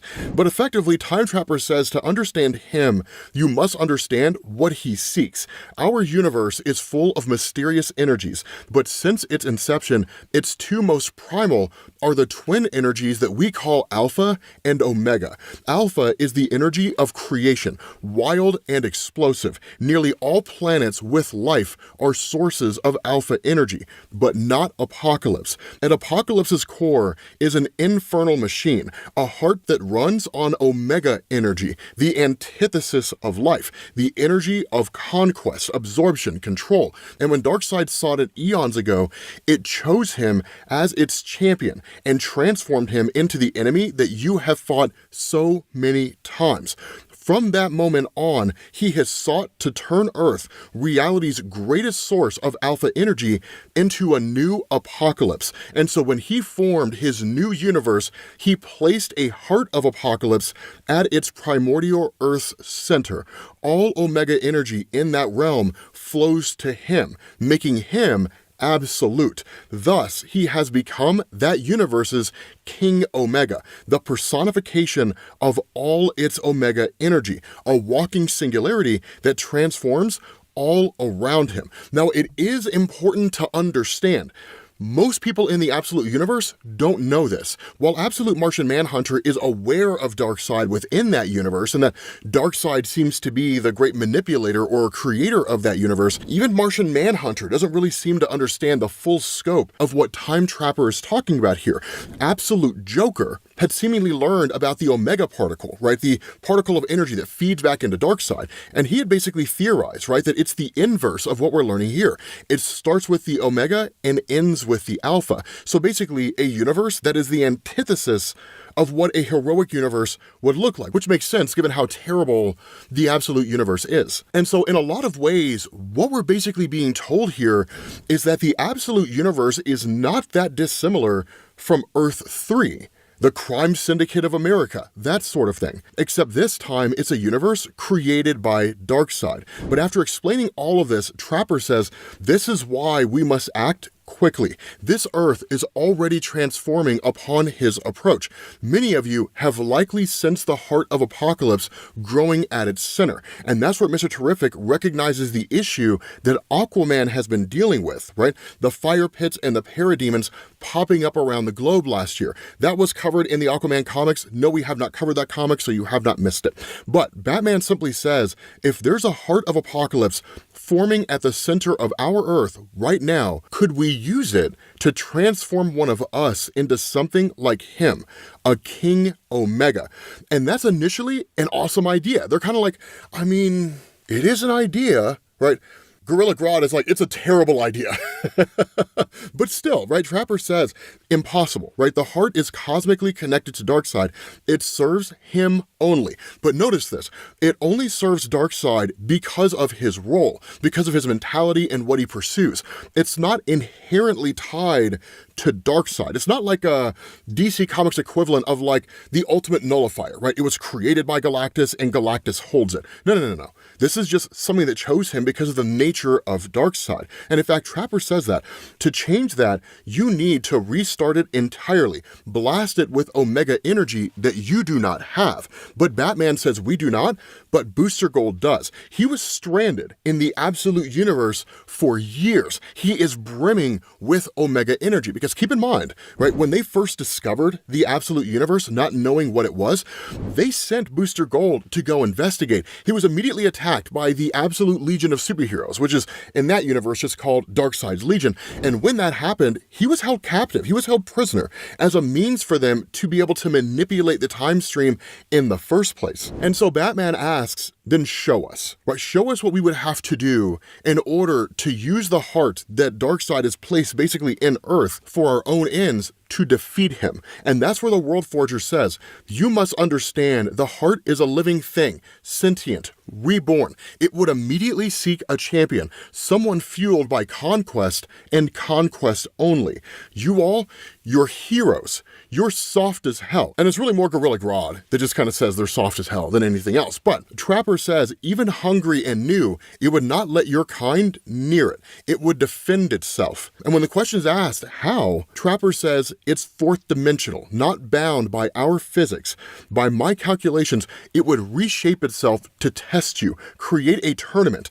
Each of these rings would be a higher level of challenge. And so at that point, right, the Flash is just like, I mean, we could take on parademons, right? And that's where Grodd's like, not parademons, you idiot. Each other. You would be competing with each other. And the World Forger says it would be a competition to find an ultimate conqueror among you, a champion. To prove you're worthy, one of you would have to defeat all the others, and then defeat the heart itself. Then the universe will bend toward you. You will become the sole celestial entity, a being perhaps capable of facing Darkseid. And so Batman asked the question, and this person, if they do defeat Darkseid, they could bring it all back on the other side, right? Everyone and everything lost, because Batman's already predicting this tournament is going to have casualties. People are going to die. And Booster is like, I mean, in theory, potentially, right? Whoever wins should be able to reshape the universe however they want. And that's where Trapper is just like, why are you encouraging this, Booster Gold? And Booster Gold just says, look, I was trapped in that place for years, and maybe the only thing that can really defeat Darkseid is someone like Darkseid. And so Trapper then asks the question, and it's the one question that everybody has a difficult time answering, as he says, fine, then answer me this, heroes. The heart responds only to Omega energy, the energy of conquest. Every ring you enter will test you further in strength, cunning, strategy, and to prevail, you must fill the heart's fire pits to match Darkseid's power. That means you must compete only to win. No mercy, no compassion. Can you truly do that? And Superman just says, forget it, right? We are not doing this. And so what you get is this really, really interesting moment where Wonder Woman and Batman approach Superman because they realize that in this tournament, they need him, right? Having no idea how this whole thing is going to turn out, they do need him. And so they tell him a couple things. Like, number one, the world is already his. We're racing against time, right? Darkseid's racing towards us. We're racing towards him. This is the final stop. If we do not stop him here by whatever means necessary, he will win. And there is no way for us to be able to overcome him besides something like this. There are no other ideas. And so Superman asks, he says, we do this, right? Really do it. And what's to stop the villains from following us down there, right? Imagine Joker in this tournament. Imagine Lex. If they were to win and they were to have that power. And so that's where Wonder Woman is like, you spent the last year turning the Phantom Zone from something punitive into a place of healing. We can put our adversaries there, at least for right now, and we can keep them safe. Batman even comments and says, we can keep them out. And Superman even asks a statement, even if we could, if we go compete in this thing, who's going to protect the world while we're gone? And that's where Wonder Woman says, that's what the League is discussing right now. And Bruce just says, this could work, Clark. I mean, think about it. But the kicker about all of this is that Superman is thinking about that moment, right, when he experienced what was basically the death of himself. That sound he heard that blew him away. The sound that he heard was every heart on Earth beating in unison because they had all become Darkseid. Darkseid won. Right, in that moment, before he kills Clark, Darkseid had won. And so that's why Batman tells him it's a game, Clark. And quite literally, he kind of pitches like a Dragon Ball Z type scenario, right? Like, no matter the casualties that we experience, we can basically bring everybody back, right? Whoever has that level of power can restore things to the way they were before. And so ultimately, they have 7 days to prepare. Once Superman's on board, they have 7 days until the tournament starts. It says on the first day, they move to secure the villains. Modified T-spheres are sent to a list of the world's most dangerous criminals. Terrific hates what they are about to do, but he also knows that this is about as fair as they can be right now. And so they approach the Joker, right? They approach Victor Freeze. They approach Killer Croc, right? Seemingly everybody in Belle Reve Prison. King Shark, Black Manta, Lex Luthor, like the list goes on and on and on. They start rounding up all these various villains, the most dangerous villains from across Earth. Superman approaches the United Nations and speaks to world leaders and telling them what it is that they are going to do and what their plan will be, that they will ultimately have to leave Earth for a period of time. However, the world will not be unprotected, that the world will be protected by the Titans and Mr. Terrific, which I feel like they're doing my boy dirty. Mr. Terrific 100% should be a part of this tournament, but they're doing him dirty. They're just having him play babysitter for humanity on Earth. And so it says on the 5th day, they prepare for the tournament. They go to war rooms and bunkers and sacred vaults and choose their gear. What to pick, though, when there's no telling what challenges the tournament will bring. Some go on offense, others go for strategy, a few choose defensive measures, others like Clark just choose what feels right because it's Superman. On the 6th day, it's time. With the villains locked away and the world fortified and prepared, they set off. Many of them are selfless. Some are more complicated. Humans, aliens, gods, monsters, over 100 of the world's heroes in all. They're friends, many are more than friends, but right now, they're headed to compete with one another in a tournament without mercy. The closer they get, the less real it feels. And then suddenly, they have arrived. And so that's when you pick up with the moment where Superman leaves his cell, if you want to call it that, steps out there, and there's 3 gigantic guys waiting for him. And so once Superman is told to step back, right, and to wait his turn, we actually see some pretty dope faces here. Swamp Thing, Plastic Man, right? Like, it's dope to see these guys here. And so these Titans address all the superheroes present, and they say,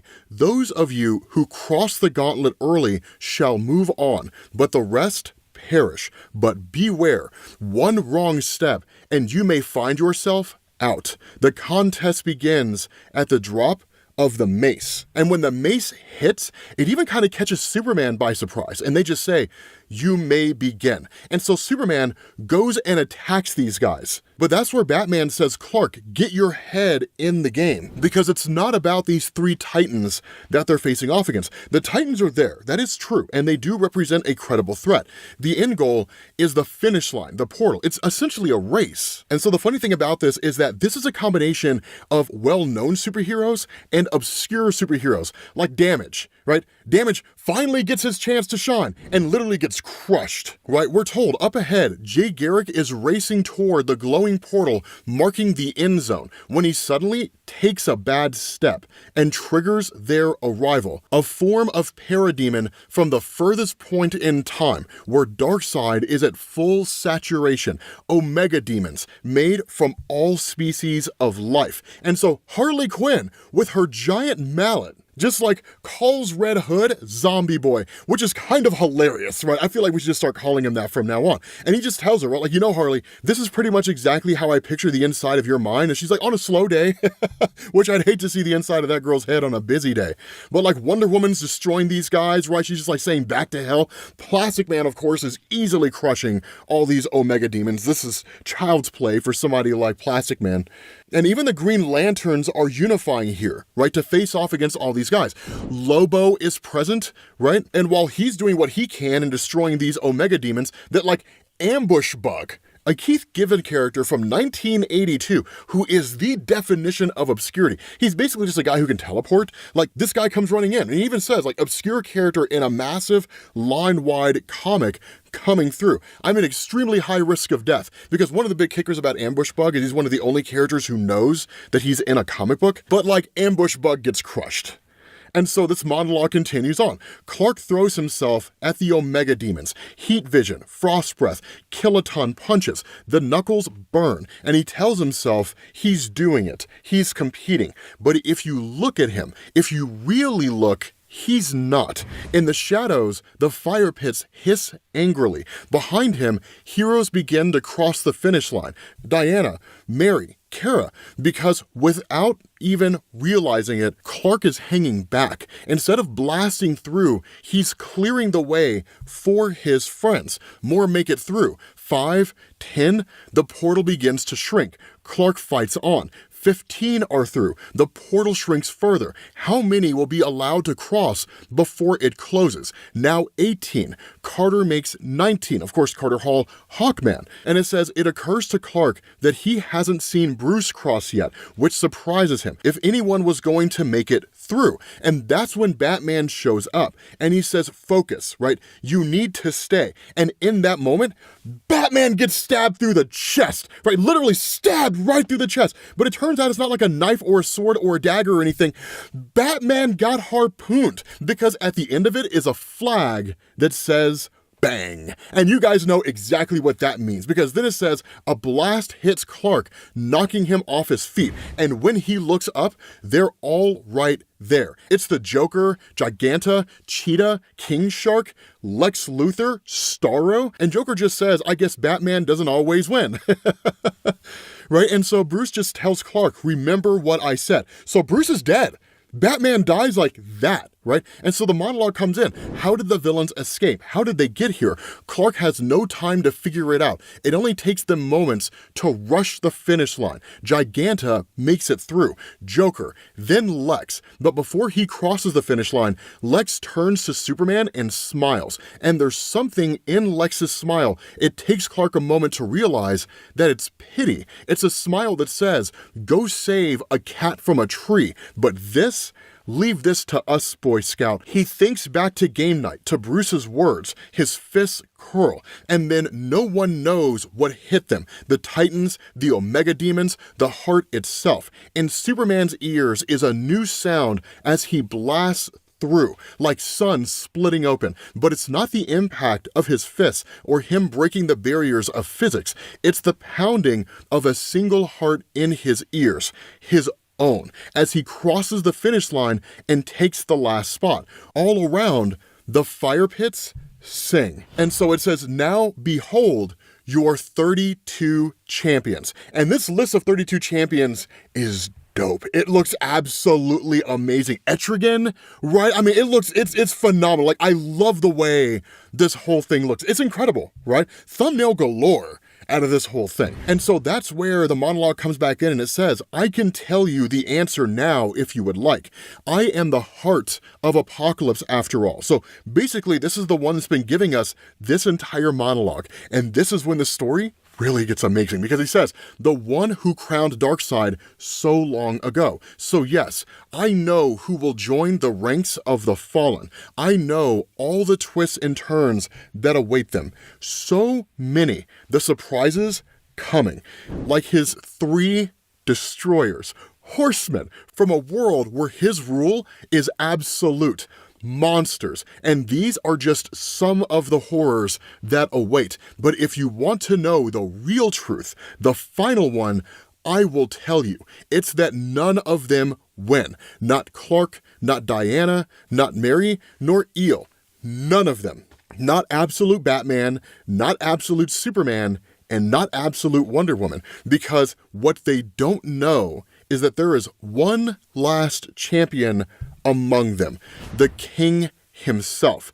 Darkseid having taken the form of one of their own. So no, friend, the game is not beginning. It's already over because the person that Darkseid seems to have possessed is Booster Gold. Comic Drake is gonna lose his mind. With that being said, guys, we're gonna bring this video to an end. Hopefully you guys enjoyed this video. If you did, drop a like. Make sure you guys hit the subscribe button. Thank you all for watching, and I will catch you all later. Peace.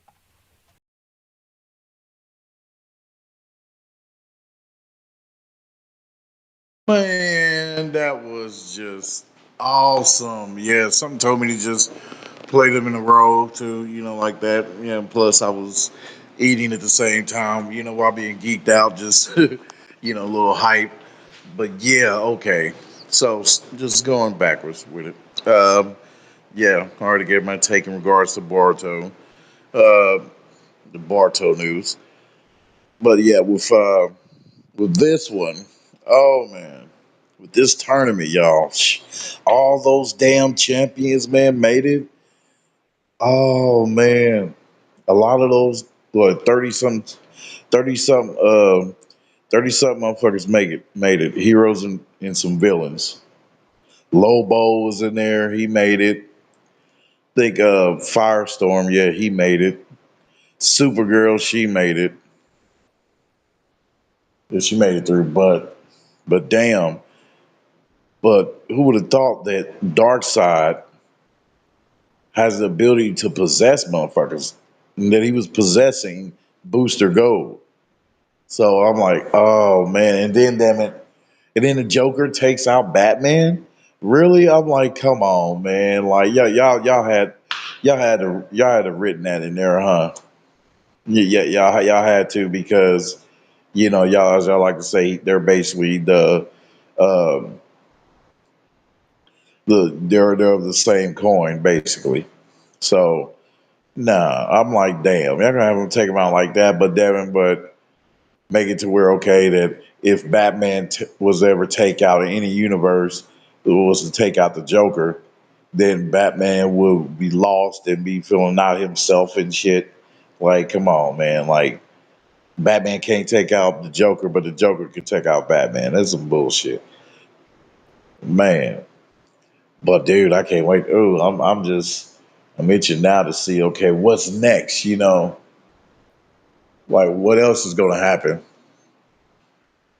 with this tournament? Like, man, how is this going to unfold? What is Darkseid's sinister plans?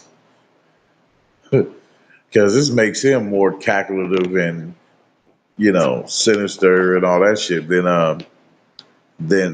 those, like, such as the likes of like Thanos. And, even though this is DC and shit, but still, like, I'm like, damn.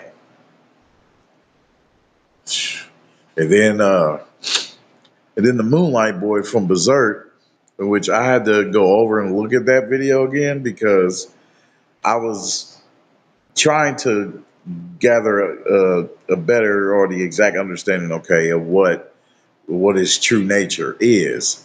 So yeah, and man, it's just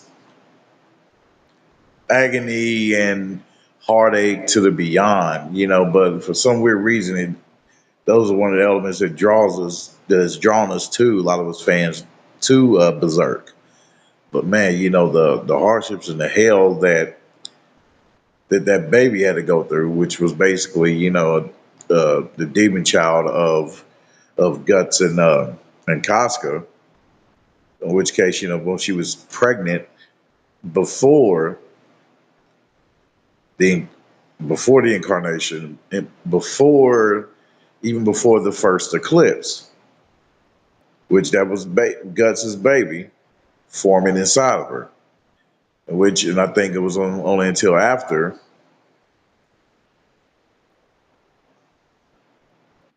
Griffith turned into a demon king that he is that he is that the time that is the time when he realized that Casca was pregnant. So basically, therefore, he sabotaged their baby by with his with his own demon demon goo, with his own demon semen, and that, right. And so, in the baby, after when it was born, that's why it was so deformed and everything. Hence, what was said in the video. Uh, and Gus rejecting the baby, so uh, because of his internal hatred for demon kind. So yeah, and but the baby claimed more to Casca because Casca accepted the baby, you know. But it was messed up because like when the baby, like I said in the video, exercised all of its power basically in protecting his mother. That basically, the baby was on the verge of death and was dying. And then that's when that big giant egg for the incarnation ceremony. That's when this gigantic like egg looking like Baitlet. Yeah, it's a giant Baitlet basically, and it's supposed to be meant for to produce the body for Griffith. And to help that, the purpose of this gigantic world egg Bailey is that on the battlefield of those that died, it will basically suck up the blood in the ground from from all the soldiers that died. That's so it can form that vessel for Griffith. But see, but Guts and Casca's child, who was turned into a demon child by Griffith, basically, merged with that vessel, thus becoming the vessel for Griffith. So hence how he ended up getting the title Moonlight Boy is when he appears. He appears only in the moonlight, but afterwards, after that, he transforms back into Griffith. And man, that got to be fucked up. I'm like, dude, just like you just made this motherfucker, man. You made Guts, man, suffer like it, man. That's just this is what makes this the most iconic fantasy adventure medieval anime out there. Period. Like the first of its kind, you will say. You will want to say, but but there's others, that are similar to it. But granted, a lot of other dark fantasy animes that came out after Berserk,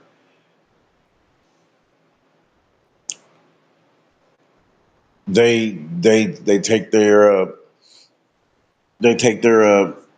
elements, what I mean, from Guts. I mean, from Berserk.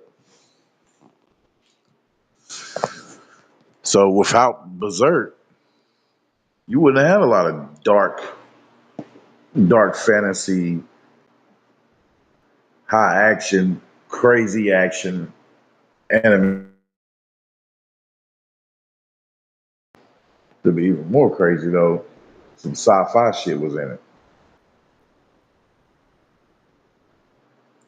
To a degree, there's some sci-fi elements, a little bit of sci-fi elements to it.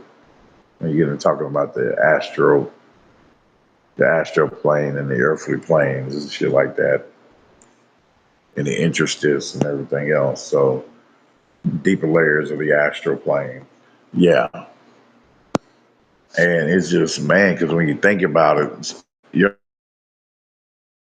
up, man, for what Griffiths has been putting Gus through, the suffering that he inflicted upon him.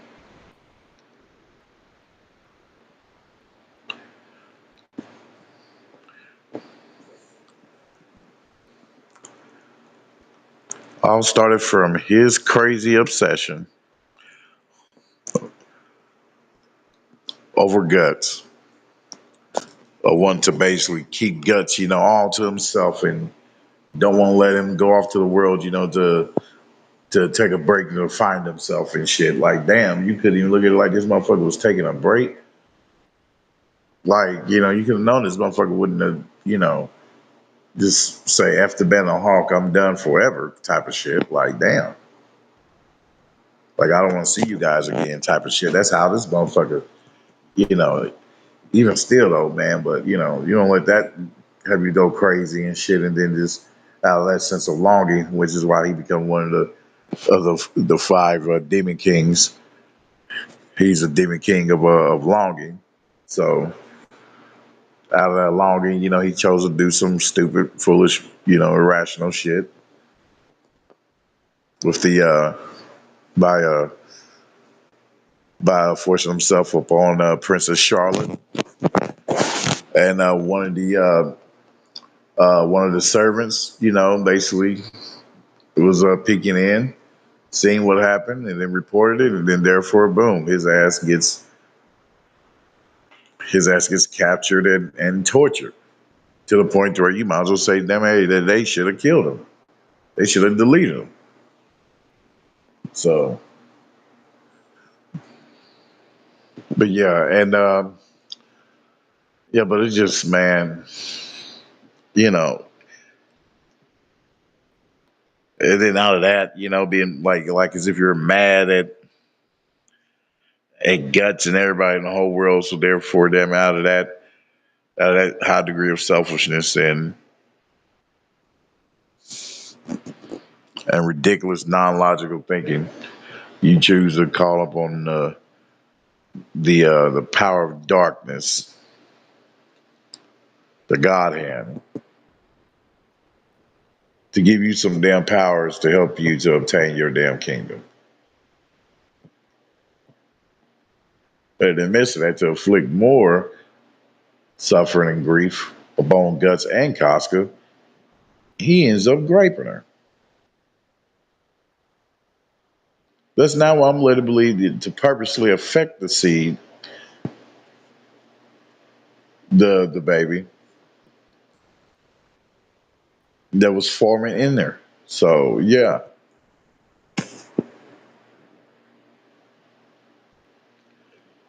But now I'm wondering, okay, did he plan to think that uh because it came to a surprise to him, to Griffith, because of the boy, right, who was originally supposed to be, their child, until they got affected by, by Griffith's graping, situation. He didn't know that he was going to end up inheriting the boy's emotional feelings towards his mother, and we could say possibly his father, also his father Guts too.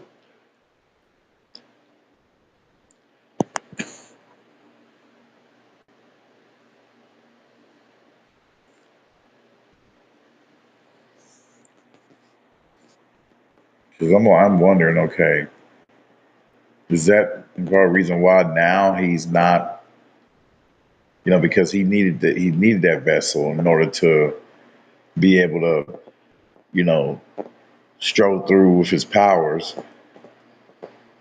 and not be hindered by any kind of like limitations or whatever, where he's only remaining as a concept in the astral plane.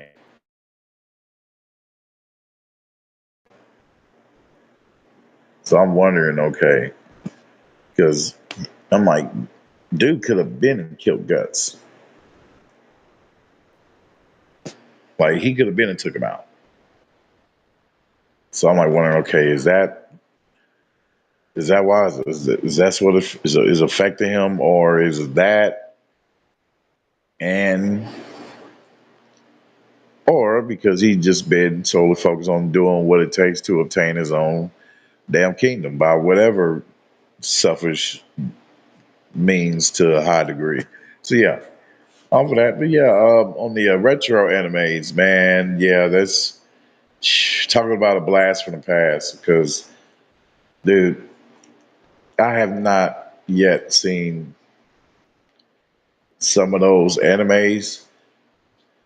Probably have, but some images, was like a little bit of vague nostalgia, But other than that, yeah, I have a hard time recognizing a lot of them. I'm like, damn, that anime came out okay. Because a lot of these animes, man, from the 80s and 90s set the stage for a lot of the anime that we see today. In an appreciation of such, geniuses and brilliance, of a lot of these people who created these projects, these franchises. You a- as one who is an artist, to some degree, but a high appreciator of art, the arts. You can't help but to have number just gratitude, joy, and high appreciation to these people, man, for creating this, to bring us these like exciting like animes and movies and shit, man.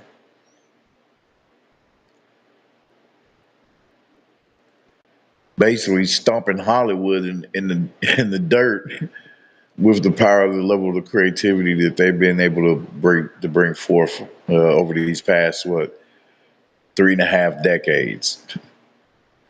So yeah, and some of those too, man. These retro animes are worth re- revisiting or going back just to check it out.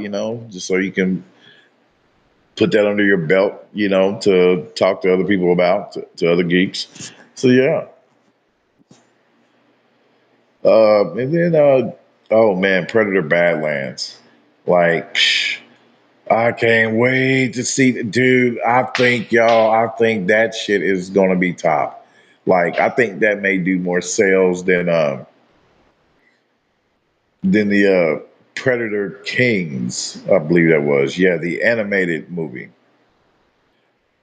which was basically orchestrated like that for it to come out first before this the Predator Badlands, I believe, movie or slash TV show. Yeah. I think they were saying it was going to be a TV show, which would be awesome if it was. Yeah, yeah. Because damn it, the creatures they showed her now, I'm like, oh, okay. I like that because it's basically,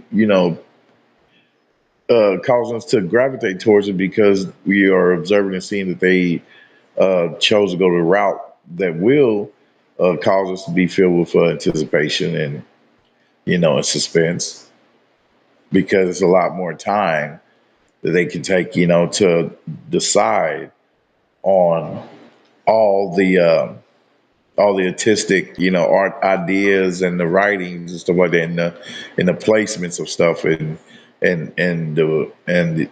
the time of when to bring forth new creatures that is in relation to what they have captured the Yacha clan or other clans, the predator race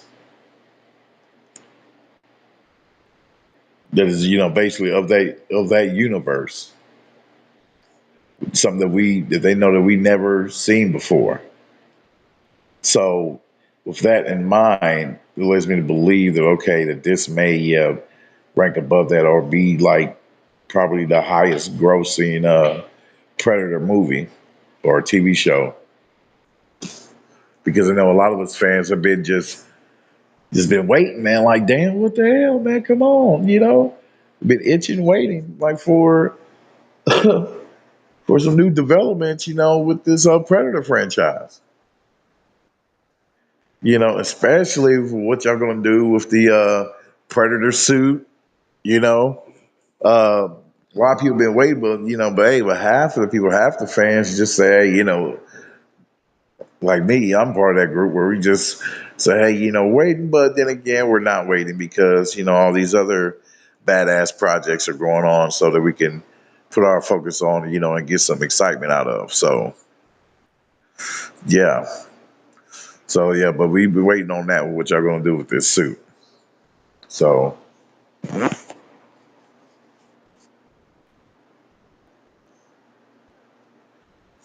but yeah, but yeah, some of those creatures, man, look kind of wild. I was like, oh shit, this motherfucker facing this big ass creature. Oh damn. So yeah, this Predator Badlands. Yeah, can't wait, man, for that to come out. So I think that comes out the end of this year. Yeah. So with them just posting a video about Predator Badlands of the new trailer. Okay, and that lets me believe okay, there's been a new trailer out for what think that video I posted that I shared with you guys has been out for what, a month now, I believe. Yeah. So that lets me believe that it is due to come out soon. So yeah. And the other one, yes, the Moonlight Boy, and I just, man, it's just so much awesome shit, man, coming out. So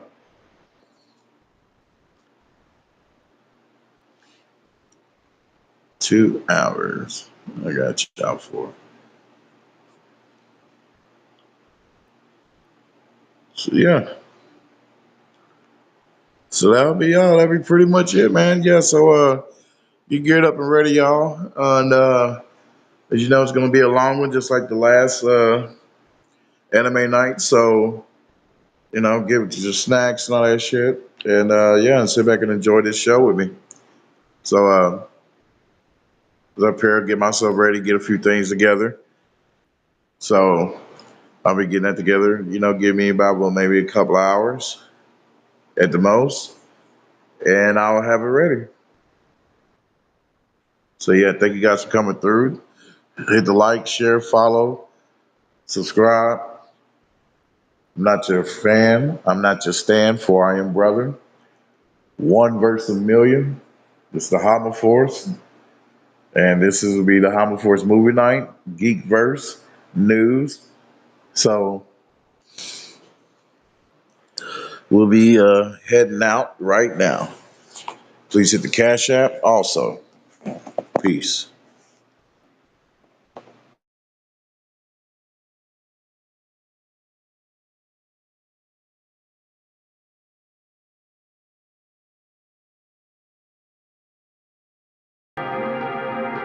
They keep trying.